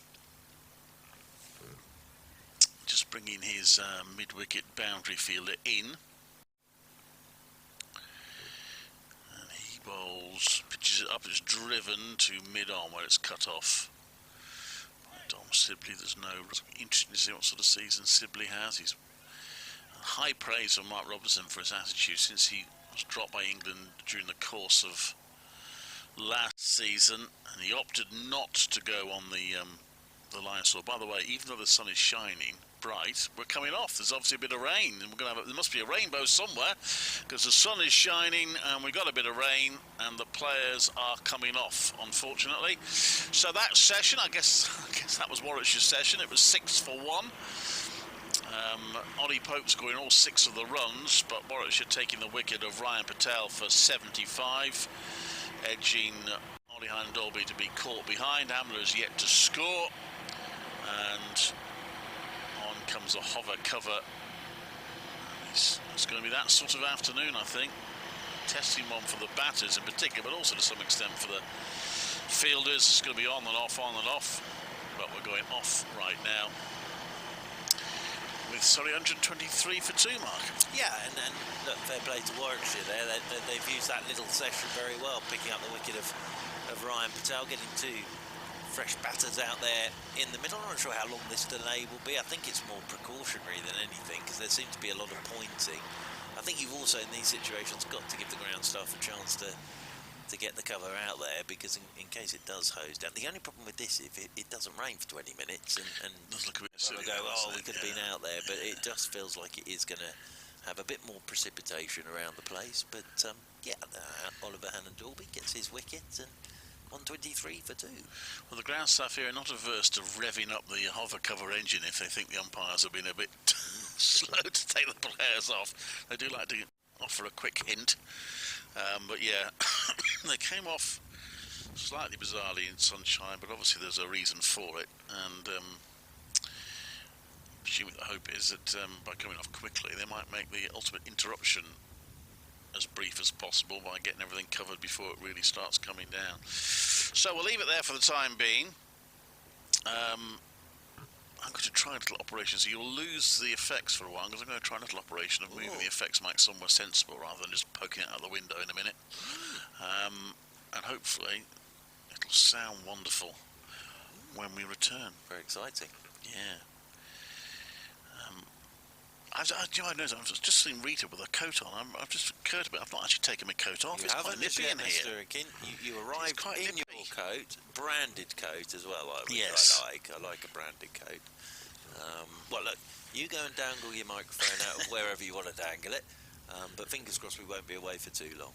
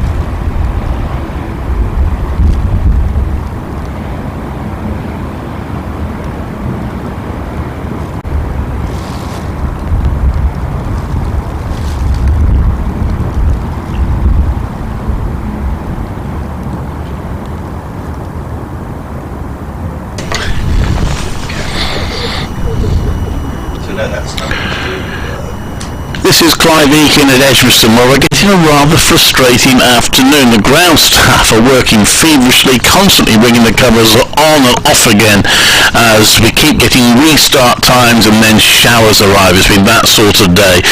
Some progress made in the match. Initially we had a full morning session and a brief session in between lunch and the current interruption. Surrey 123 for 2. They were 117 without loss at one stage. Now he brings on Ollie and Dolby getting a wicket apiece. So Surrey still well placed. Warwickshire fought back a little bit, but we're waiting for the weather to clear with Surrey 123 for 2.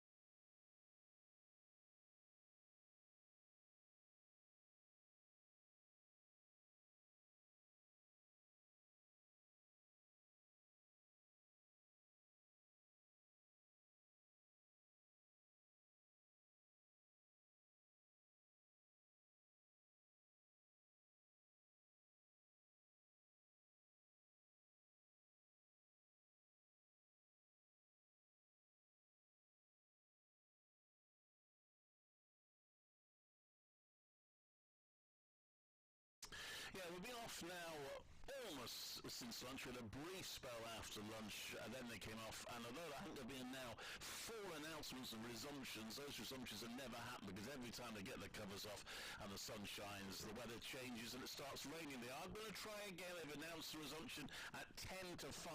Surrey 123 for 2. We actually saw a really good first session of the season, albeit really good from a Surrey point of view. They batted very positively and very well. 117 put on for the first wicket between Rory Burns and Ryan Patel. It was Patel who did much of the damage, hit a couple of sixes and got to 75 by lunch. But Warwickshire struck with the last ball before lunch.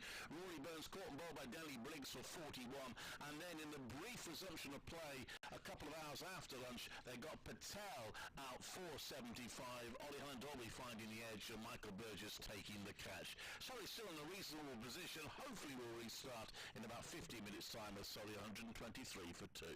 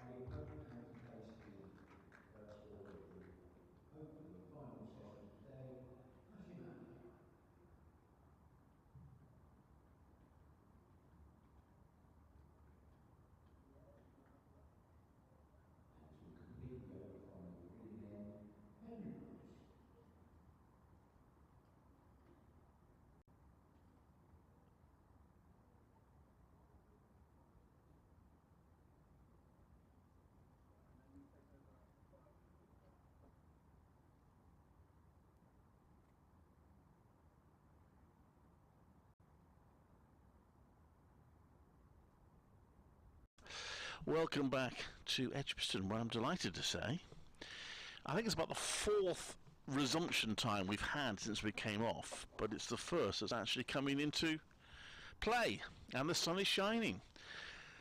So we are resuming. Let's have a look. What's the overs remaining? So the overs remaining are 30, including the current one, which still has 5. They had one ball of this over before they went off.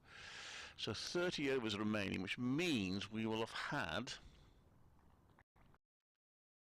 65 overs. So what? We'll have lost 31. Taking into account the extra half hour we can get at the end of the day. Brooks decides not to bowl that. He goes through the action, but the ball stays in his hand. The situation here is Surrey are 123 for 2. This is live from Edgbaston with BBC WM, BBC CWR, BBC London, 5 Live Sport,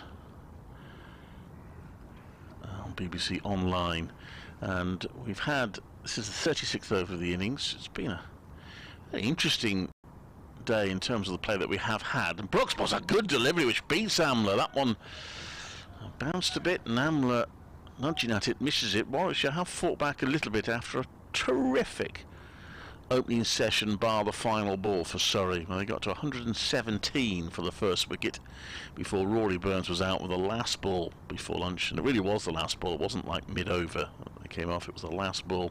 He went for 41, and then when they did get back for a brief spell, Ryan Patel fell for 75, so 2 new batters played themselves in. They've already had one little session and now they're having to try again. That was well defended by Amler down into the gully area. He's yet to score. Ollie Pope has got 6. A wicket apiece to Ollie Hannon-Dolby and Danny Briggs. The wind's still blowing quite keenly. Lots of, well, just about every fielder's got hands in pockets at the moment. Brooks comes into bowl, right arm over. It's a good delivery, well defended by Amler.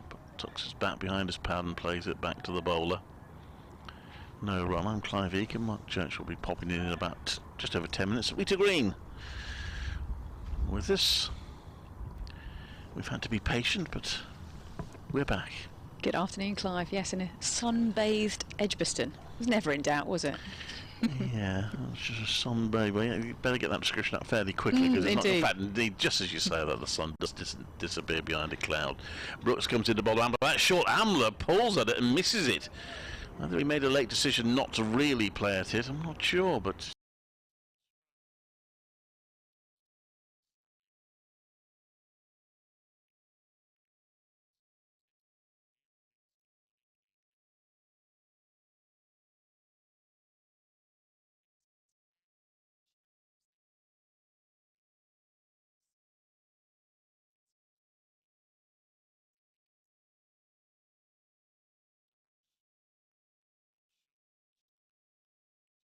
down and leans back and lets the ball go past his chest to Burgess. No run, so it's a maiden.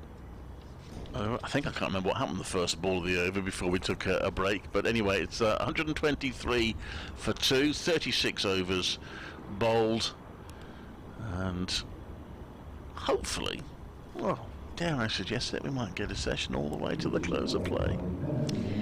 Well, here's hoping, Clive. Here is hoping. So we've got Ollie Hannon-Dolby on next to bowl. He's bowled pretty well today. Certainly worked very, very hard for that 1 wicket a little bit earlier on, and it's been one of those days. The morning session was certainly Surrey's, hands down, no doubt about it, and Warwickshire were seeking in all corners of the ground for a wicket. And lo and behold, the last ball of the session, just before lunch, Rory Burns caught and bowled by Danny Briggs. Hannon-Dolby up to the wicket and bowls, and it's nicely tucked away down the leg side by Ollie Pope. Picked up a third man, back to the keeper, Michael Burgess. The score is 124 for 2. See, the sun is out a little bit. It's going to tempt us, isn't it, throughout the day? Bit of sun, bit of cloud, but let's hope the rain stays away for a little bit longer. So Hashim Amla to face Hannah Dolby, tall chap, coming in all legs and arms, up to the wicket and bowls. Nice defensive stroke there by Hashim Amla, who is 39 years young. Yes, again, we said before, it's a pretty strong looking Surrey lineup, this. With Amla there, he's digging in at the moment. They just need to regroup. They're still in a decent position despite losing those 2 wickets, so these 2 can settle down. They can start building again, taking advantage of that terrific morning session for them. It's a great foundation to build on. Hannah Dolby up to the wicket, bowls once again. Nice defensive stroke there. Ooh. Ball sneaked around the wicket. 3 fielders bounded in, showing a bit of energy to the batsman. I love that activity where you really show the batsman that the fielders are in business. They're there, they're ready, they're raring to go. But there's no chance of a run out there, of course. But it's nice to get close to the batsman to show they're in business. The wind is definitely howling across a beautiful Edgbaston stadium. Flag on the far end fluttering away. Now the delivery to Hashim Amla, who pushes it very nicely into the offside, sort of 2 or 3 metres away from the boundary rope, and comes back for 2. The score is 126 for 2. Amla on 2. He's off the mark. Took a while. Took all of 21 deliveries, but a patient innings so far. Well, the start that particularly Ryan Patel gave them does mean that there's plenty, even though we've lost a lot of play, there's still plenty of time for Surrey. They don't have to overplay it. Up to the wicket now, and bowls and left alone through to Michael Burgess. Hashim Amla carefully watch that go by. A little bit close from where I'm sitting, but yeah, he knew where it was. He knew where his off stump was.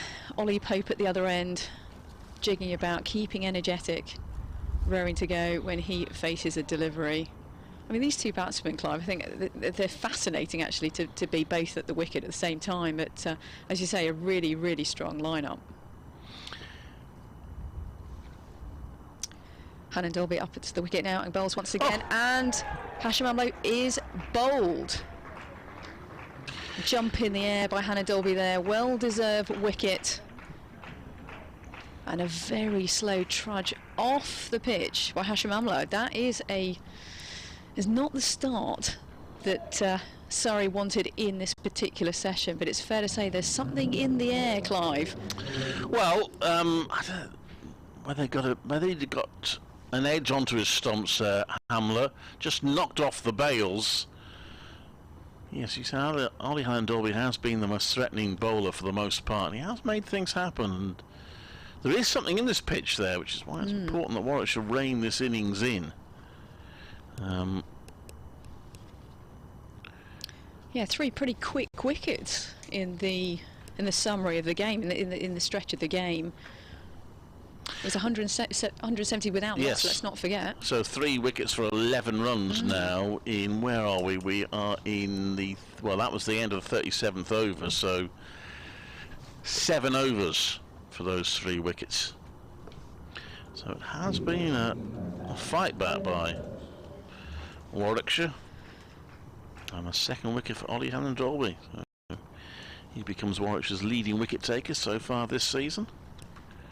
I think it goes to show, doesn't it, the wicket just on the stroke of lunch.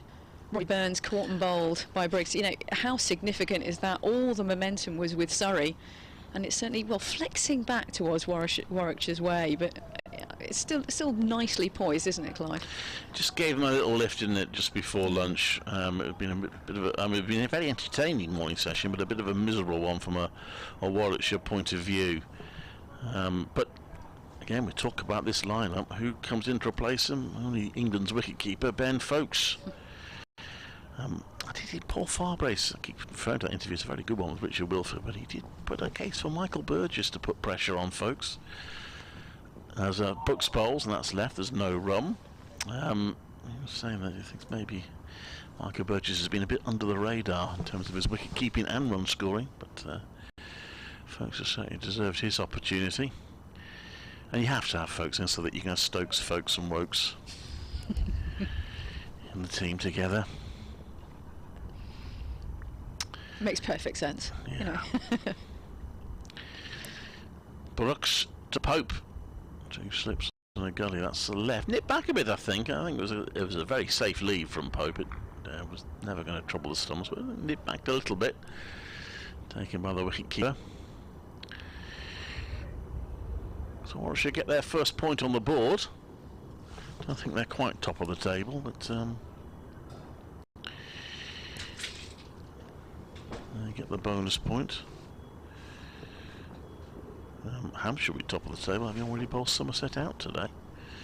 Brooks comes in to bowl, and that's played back down to him, maybe nip back a little bit. Yeah, Hampshire bowling Somerset out for just 180 at Southampton and getting to 20 without loss. So Hampshire looked a strong team at times last season. They could be a real threat. James Hildreth, I see, got 87.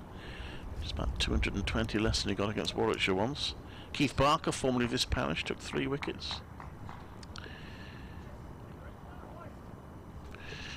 Brooks in to bowl.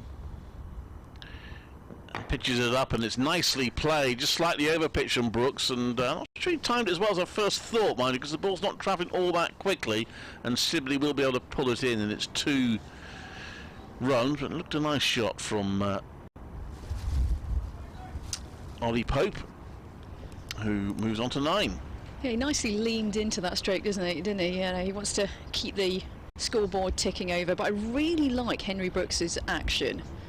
Going to wax lyrical about it once again. Really smooth, really follows through, and hoping to get into the wickets. No wickets today so far for Henry Brooks.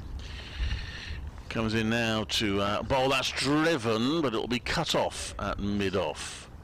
Our mate Warwickshire, just for the record, currently joint 3rd in the table, with Essex have got a batting point. Early doors. Yeah. Thank you. Well, it's quite, yeah. Northants will be 2nd. They've got 2 points so far. Somerset running away with it at the top of 3.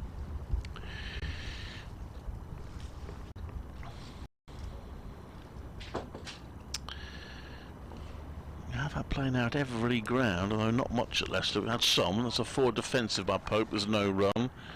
We've only had 8.5 overs and they're off for rain again. At least they got something. Worcestershire 32 for 3. That's in the 2nd division. Essex are the big run scorers early on. And it's a race between Alistair Cook and Nick Brown to get to 100. So Alistair is on 90 and Nick Brown's on 94. We have had a first centurion of the day down at Lord's. The BBC London listeners will be very interested to hear about Stevie Eskenazi with a century today against Derbyshire at Lord's. So congratulations to him. He's been around for a while, hasn't he? You can follow all this, by the way, on our BBC Cricket page. Might be the page you're already on. You can scroll down, and Adam and Jed will keep you across all that's going on all around the country while you listen to this. Yeah, 100 off just 176 balls for Eskenazi.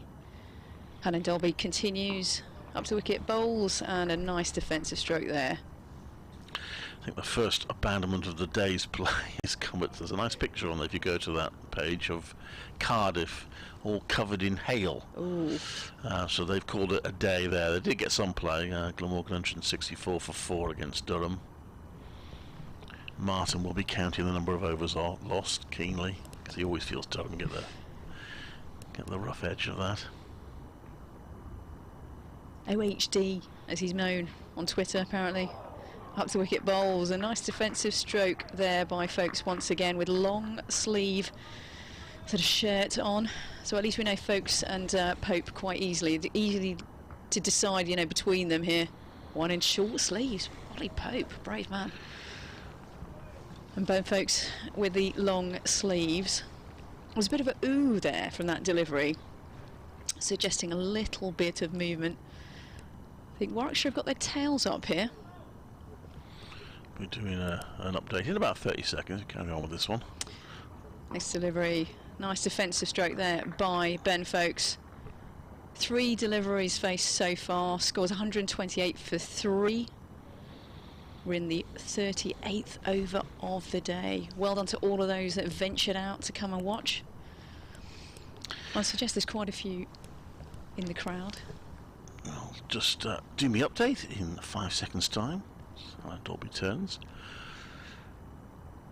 Well, this is Clive Eakin at Edgbaston, where we have resumed play after a lengthy rain interruption, and Warwickshire have had some success since they came back. Surrey, who were 117 without loss at one stage, are now 128 for 3, and the key wicket of Hamish Amler has gone. Ollie Halland-Dolby striking for the second time, bowling him, just knocked the top of the bells off, may have come off an inside edge onto the stumps, and Amler was gone for 2, meaning Warwickshire have taken 3 wickets for 9 runs in the space of 7 overs after a lightning start by Surrey, for whom Ryan Patel's been top scorer so far. He made 75. Ben Folkes and Ollie Pope, 2 England men, currently at the crease. Surrey 128 for 3.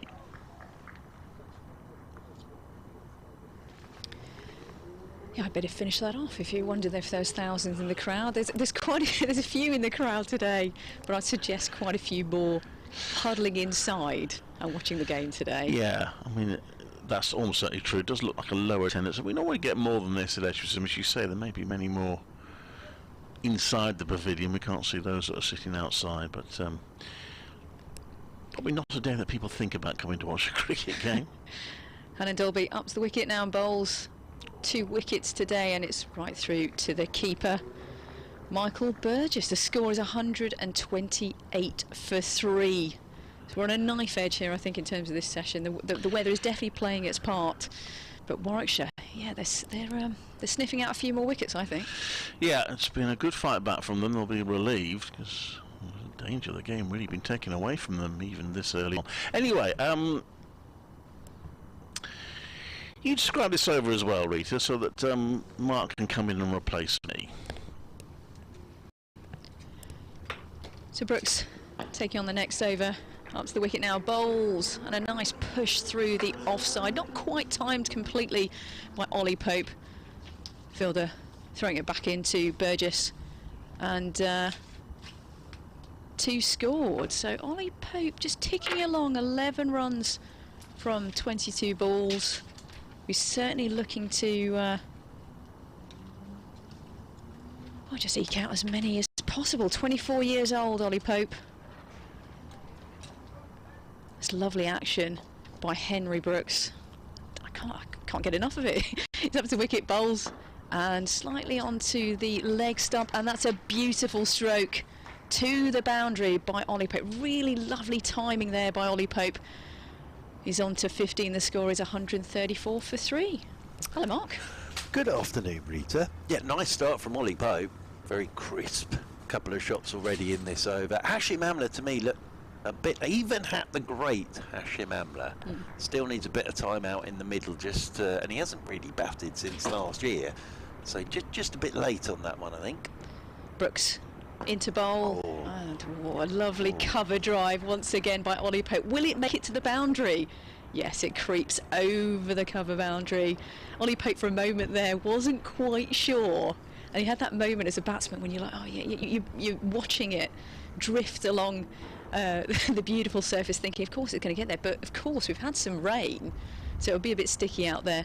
But a nice stroke there from Pope, looking good so far. 19 runs scored, 138 for 3. Brooks in once again, bowls down the leg side. Very much a leg side delivery there, and 4 once again. Third man had no chance to cut that one off, and the runs are coming now, Mark, aren't they? Extremely good batting this from Ollie Pope, because he's worked Brooks through mid-wicket for 4. Brooks has then gone wider outside his off stump, driven him through the covers for 4, and I reckon that ball was probably on around about Midland leg, and he's just jumped across his stumps and flicked him fine for 4 more. So yeah, nice start this for Ollie Pope. Been champing at the bit to get a bat. Obviously didn't play any of the tests in the West Indies. Next delivery from Brooks, and it's left through to the keeper, to Michael Burgess, by Ollie Pope. Score remains 142 for 3. No wickets for Brooks today. I mean, talking about his action, can't get enough of it, but no wickets, and as you say, slightly straying, isn't he, in this spell? I think he's been worked around the crease here by Ollie Pope in this particular over. Alan Dalby's been the pick of the bowlers. He's just banged away on a good line and a good length. Next delivery in the 39th over, 40th over, and it's the last ball of the over, and it's been dispatched beautifully to the boundary once again. A very expensive over there for Brooks, who won't be pleased with that. He's trudging off into the outfield, but that takes Pope to 27 not out, 146 for 3. That was definitely a great over there for Surrey to bounce back from 3 quick wickets. Gorgeous batting from Ollie Pope. As I say, he's just worked Brooks around the park there, and last ball bangs it in halfway down, and Ollie Pope's onto that very quickly to put it away for 4. So Pope racing on to 27. But yeah, with Hashim Amla, he plays the ball very late anyway, doesn't he? But just on that one, he's stuck on the crease, nipped back a bit. Wonder if he got a little inside edge back onto his stumps. But yeah, Hannon Dalby definitely the pick of the bowlers today. Into his 14th here from the City end, coming into the right-handed Ben Folkes, and Folkes is forward solidly and playing this one up towards mid-on. I think it's raining over the back of Birmingham City Centre at the moment. Surely not. Well, no, that I think that might miss us. I think that's going sort of over the top of the city. I think you're right. Fingers crossed. We're bathed in sunshine at the moment. It'd be very good if we could get through the rest of today unscathed. I can't believe we got through the entire morning session unscathed. I wasn't expecting that at all. 2 people sat in the Holly stand at the moment as Alan Dalby's into Folkes. Folkes is in behind a shorter length delivery, just pushes this one out into the covers, and there's no run. Mark, I didn't get a chance to talk about Hashim Amla and reminisce about that triple century for South Africa against England at the Oval. Not sure if you were there yourself, but you know, what an innings that was. For that, the one I was there for, which people are so bored of me talking about now, was last summer's extraordinary day where he batted the entirety of the final day for, off the top of my head, 37 not out. He didn't play a shot, as Hannon Dalby is over the wicket to Folkes, and Folkes is up on his toes. Nicely played. Let it come to him, and just runs this off down towards third man to pick up his first runs of this domestic summer. Ben Folkes, of course, played all 3 tests out in the West Indies. Hopefully for Ben Folkes, he'll get a bit of a run in the side now. That's what he's yet to play a test match in this country. Ben Folkes, all his test matches have been abroad, so he would dearly love to get a test match in this country. And fingers crossed stays fit and gets a bit of a run in the side this summer. 2 slips and a gully in there as Hannon Dalby is into him, and he cuts this to backward point. That's nicely fielded by Mosley out there at backward point, and there is no run. But yes, Hashim Amla still just churning the runs out really. It's Surrey last summer. What was it? 994 championship runs at an average of 58.47 with 300s and 250s. High score of 215 not out. Ended up captaining Surrey as well last summer, which probably wasn't on his radar. But yeah, back this summer, of course, and will score runs. As Hannon Dalby is into Folkes. Folkes covers up once again and plays this one out into the offside. But that's quite a season then, isn't it, really? Yeah. And that 37, as you mentioned, absolutely. That probably took quite a lot of concentration and on he his loved part. it as well. He absolutely loved it. But I think, as I say, he hasn't played anything since the end of last summer. So even someone as great as Hashim Amla needs at least a couple of knocks in the middle to sort of get himself back into some sort of rhythm. And you could see the way he batted. He was so watchful on everything, and just stuck on the crease a touch on the delivery from Hannon Dalby that nipped back and bowled him as he's in again. Hannon Dalby, and this is whipped off his pads by Ben Folkes very neatly and very tidily through the leg side. I think this will get to the boundary rope. Yes, it will. It beats the 2 fielders converging on it. One of them, Danny Briggs, and away for a first boundary for Ben Folkes in watery sunshine here at Edgbaston. Still very windy, and the 150 comes up for Surrey. 152 for 3 they are. We've only had the 1 extra today, so we've only had 1 extra today. Ryan Patel lighting up the morning session with his 75, and then Warwickshire hitting back. And as you said, this sort of first day, this is in many ways the key passage of play. If we do get these 24 overs in, this could be a big old 24 overs in the context of the game as much as today. Henry Brooks once again steaming in, bowling to Ollie Pope with a very strong defensive push there, and mid-off picks up, polishes it on his I was going to say on his trousers, but now using another technique with the jumper. You always have a shiner on the team. You have about 2 or 3 shiners, don't you? I used to have that job myself. Oh, did you? No, that's interesting, because some people are really good at it, some people are absolutely awful and completely forget which side they're meant to be shining. Oh, well, that's quite important. Yes, so very much so. Henry Brooks once again, and another defensive strong push by Ollie Pope. Yes, used to make my cricket whites certainly rather mucky. But on a day like today, you know, there's a lot of moisture in the outfield.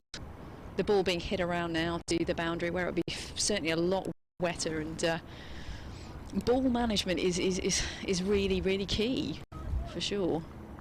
Absolutely. Henry Brooks steaming in to Ollie Pope with a lovely drive for nothing, and then rehearses the stroke once again. So drove over to offside, but picked out the fielder. It's a nice feeling when you really middle it, but when you hit the fielder, you just got to move on to the next ball. But I didn't think Hashim Amla looked settled one bit today. You could see he was just looking to get his angles right and get himself in. Sort of gone into this game without too much practice, really. Next delivery by Brooks. A little dab down into the offside, just behind the wicket and all the way to the boundary. 2 or even 3 fielders trying to chase after that one, and Ollie Pope now sort of turning on the style a little bit, waited for it until the very last minute, and then dabbed it down into the offside, and yet another boundary for Ollie Pope, who was steaming, I must admit, to 31 from 31 balls. So a decent rate there, 156 for 3 here at Edgbaston, currently in the sunshine. I'm going to talk about the sunshine as much as I can, Mark. It's quite nice now. Although we are both sitting here in the Indeed. cave. It's not. I'm not saying it's warm. No, it's true. But at least it's sunny. Brooks once again bowling. Oh, and Bold. a nice delivery from Brooks. It just goes to show there is something in there for the bowlers. Squirms through to the slip cordon. All 3 of them have got the hands in pockets. They must have some of those hand warmers in there. Must be still warm. Yeah, interesting that it's sort of Ollie Pope's come out and taken this by the scruff of the neck without taking any risk whatsoever. Last delivery of the over once again from Brooks, and a little dab down once again by Ollie Pope. This time hit the slips, and it's the end of the over. 156 for 3. Folks on 6 and Ollie Pope on 31. Yeah, a good bit of fielding that, because that would have rushed off for another boundary, which would have really made Henry Brooks, well, I think that might be a change anyway from this pavilion. And not that he's bowled badly, it's just, as I say, Ollie Pope's come out here and played, as we all know, the way Ollie Pope plays. And I think with Ollie Pope, we all tend to forget how young he still is. Ollie Pope, you know, still a very young man, huge talent. But, you know, he knows later runs will start knocking that England door down again. And here he's just come out and played some authentic cricket shots. Worked Brooks in particular around the ground. But, you know, that was an important stop by Rob Yates in the gully, because, again, it wasn't a bad delivery. It was just that Ollie Pope waited on the back foot, opened the face, and that would have rushed away for 4. And that ball management you were talking about, with the ball racing off to the boundary, it will be wet beyond the boundary rope, without a doubt. Now, Miles is back into the attack to replace Hannon Dalby from the City end. His first ball doesn't really bounce too much there on Ben Folkes as he was looking to cut. So Craig Miles back into the attack, and Will Rhodes looks like he's warming himself up. The captain in there at first slip, Rhodes at first, Hayne at second, and then Yates in that gully position. Tall figure of Dom Sibley. Stood up there at the moment with his hands in his pockets. Mid-on as Folkes waits once again as Miles is over the wicket to him. And Folkes drives, thickish edge, he'll get runs, just gets through Mosley in there at backward point. They'll get a single. And one more to Ben Folkes, one more to this Surrey total. And Folkes moves on to 7, Surrey move on to 157 for 3. Some of the Warwickshire backroom staff are having a circuit of the ground at the moment, way there in the distance. Now, are they superstitious? Well, I don't know. We used to go always go clockwise. Ah, interesting. Very interesting. Yeah, there's all those not moving from your seat. And over the wicket once more is Miles. Forward goes Ollie Pope, pushes this one out towards cover point, and there's no run. It's interesting, isn't it? So when you did your circuits of the ground playing for Berkshire, you always went clockwise, did you? Clockwise, no, I've got to remember now. Clockwise for runs. Right. Anti-clockwise for wickets. Ah, I see. Interesting. This is thrilling stuff. No, it's but very good. It tended to work. Of course, it was all about, you know, the way which direction we walked. It's good you weren't doing that in a 2020 game, because you can get passenger plays where there's lots of wickets and lots of runs, and you've just been going backwards and forwards. As in behind a short ball here goes Ollie Pope and plays this one out into the offside. Yeah, cricket superstitions are very strange, because really and truly they've got absolutely nothing to do with anything, but that whole thing of if you sit in one place and it all's partnership, you can't move. If you think about that logically, it's frankly ridiculous, but everybody's done it. You sit there for 3 hours with cramp, you don't go to the loo, you don't go and get a drink, you don't do anything. Very strange. As Pope waits once more. Little back and across movement from Ollie Pope, and then he's forward, playing that one up towards mid-off. And You don't want to test those superstitions though, Mark, either, do you? You know, you put your left pad on first instead of the right pad and all of that stuff. Don't know, are you superstitious kind of guy? Not really, no. With my cricket career, oh look, a rainbow. With my cricket career, I didn't really ever score enough runs to even get superstitious, to be honest with you. There is a lovely rainbow now across, isn't that nice? As over the wicket comes Miles again, that's down the leg side, and Ollie Pope will feel he's missed out there, got nothing on that whatsoever, and taken by Michael Burgess, moving away to his left end of the over. 157 for 3 then, Surrey, here on BBC Radio London, BBC 5 Live Extra.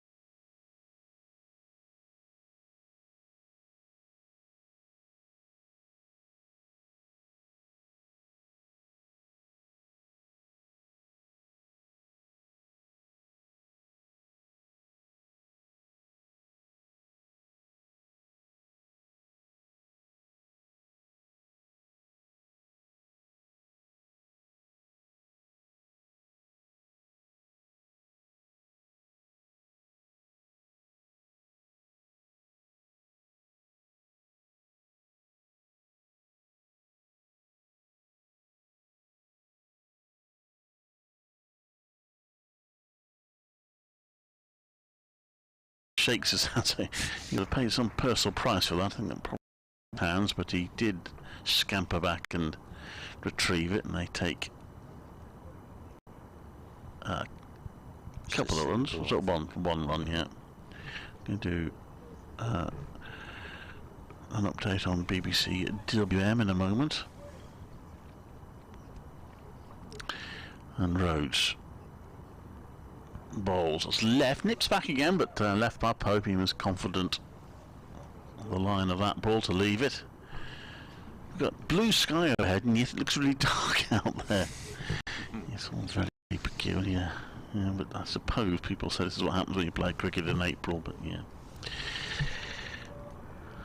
Early April in particular. But then you can get the best weather sometimes. I think it's raining. Rhodes into Pope, who defends that to mid-on. And yeah, you can hear it, can't you? And the umpires are looking at each other saying, well, what do you reckon? Let them bowl the last ball of the over or not?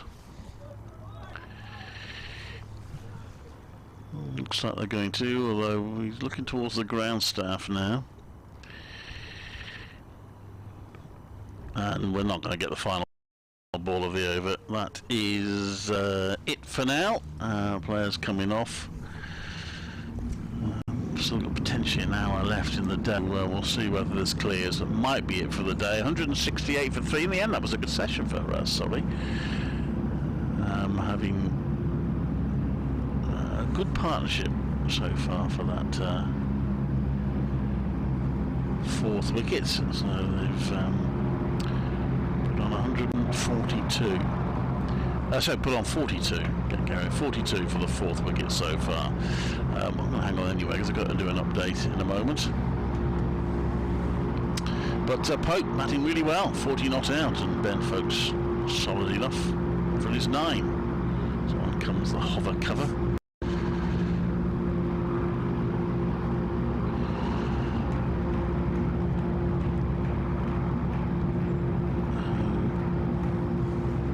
What did we get there? I think we got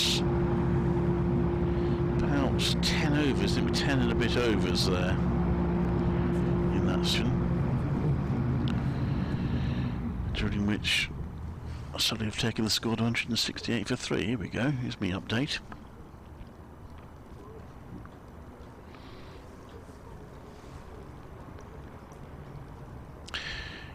After a terrific morning session dominated by Surrey's batters, it's been an on-off day since then. Warwickshire have fought back, although now Ollie Pope is getting Surrey motoring again, and they're 168 for 3 as we come off, having got back on for about 10 overs, but the rain, which keeps blowing over, has stopped us once again. Umpires wearing gloves. It's that sort of day. I know it's partly COVID related, but they're probably grateful for the gloves to keep their hands warm. Pope on 40, Folkes on 9. Surrey raced to 117 for 1 before losing that wicket just before lunch. Rory Burns going to Danny Briggs for 41. Ollie Allen-Dalby has been the pick of the bowlers, has struck twice. He got Ryan Patel quickly after they came back on for a short session after lunch. Patel gone for 75, and then a nice delivery which got Hamish Amler just nipped back at him and knocked off his bails. Amler gone for 2. Surrey 168 for 3 in the 46th over. It remains to be seen whether we get back on again today. So there we are. That's another little cameo. The sun's shining again. Yeah, I think we might get back out there, you know, because there is a nice big patch of blue. It's meant that Tony Frost and Alex Stewart's circuit of the ground has come to an end, but they're down below us having a bit of a natter in their bobble hats, which have become very fashionable, haven't they, in cricket now, the old bobble hats, Clive. And they're rather natty, I think. I quite like quite the old. What is a bobble for? Is it just to look nice? Yeah, there is a reason behind them. Oh, is it? And I can't remember what it is, but there is a genuine reason behind the bobble. Okay. Of a bobble hat. Ah. Kevin Howes is staring at us in the... I wonder if it's the way it's made. Do they have to sort of weave it? Might be. I don't know. It might have been some old tale of might have been to scare birds away or something like that. But there was a reason for having the bubble on top of your hat. But I can't remember what it is. There we are. Well, the sun is shining now. They've pulled out one half of the. For those who are not familiar with it, you've got the hover cover, and then rolled up on either side of it is a cover which they pull out to cover part of the square. And they've rolled out one of them, but the other one, are they going to roll it out, or is it staying in place? They're sort of beside it, but not pulling it out yet. This does make me wonder whether they think they're going to get any more today, because they're sort of getting this all in there as a precaution as much as anything. But the sun is shining at the moment, but we'll keep our fingers crossed. Be nice to get out there for a bit more cricket on this opening day. That's been a decent day's cricket. It's fluctuated. I think Surrey will still be the happy of the two teams, especially after that burst by Ollie Pope before they came off. He won the toss, 168 for 3. Not a bad position to be in at all from their point of view. I enjoyed that little passage there with Ollie Pope as well.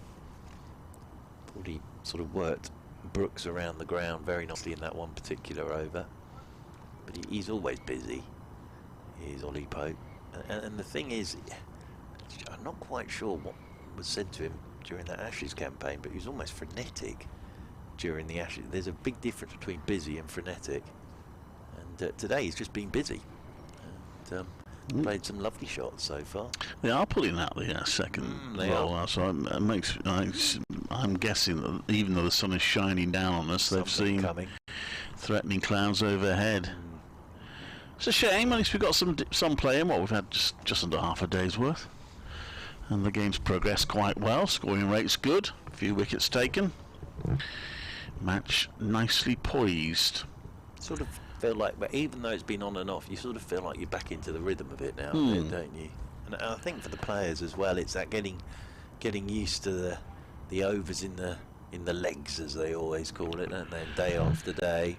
There's a lot of cricket coming. It's pretty relentless in terms of the championship for the first sort of 6-7 weeks of the season. Yeah. Well, there we are.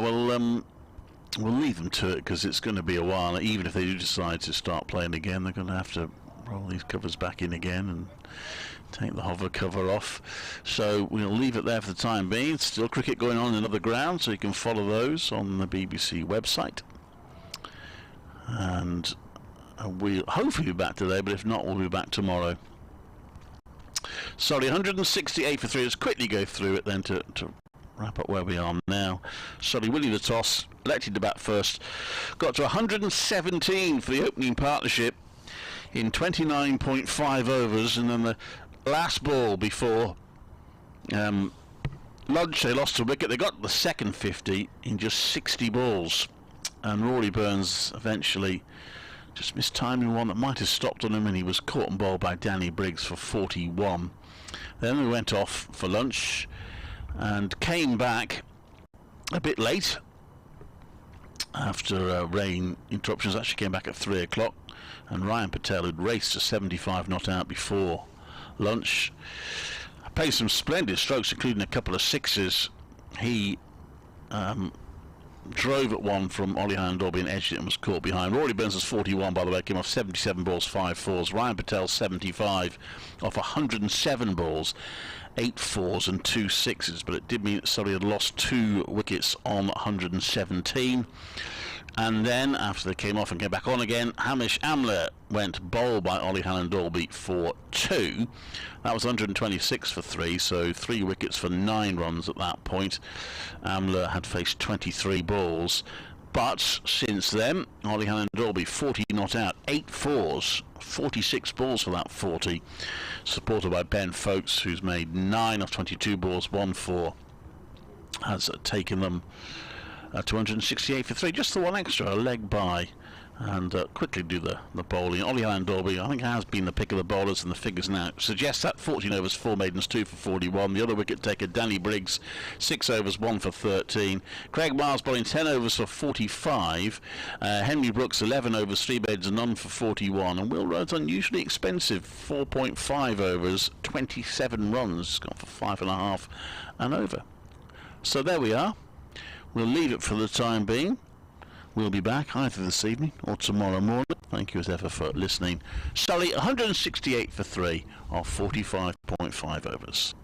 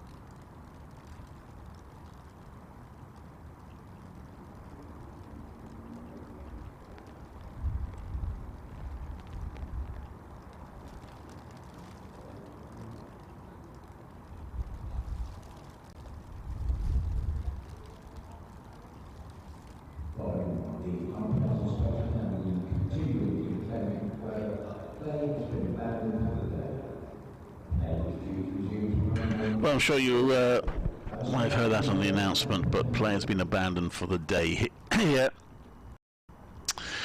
with 168 for 3 at the close. We will rejoin you tomorrow from just before 11 o'clock.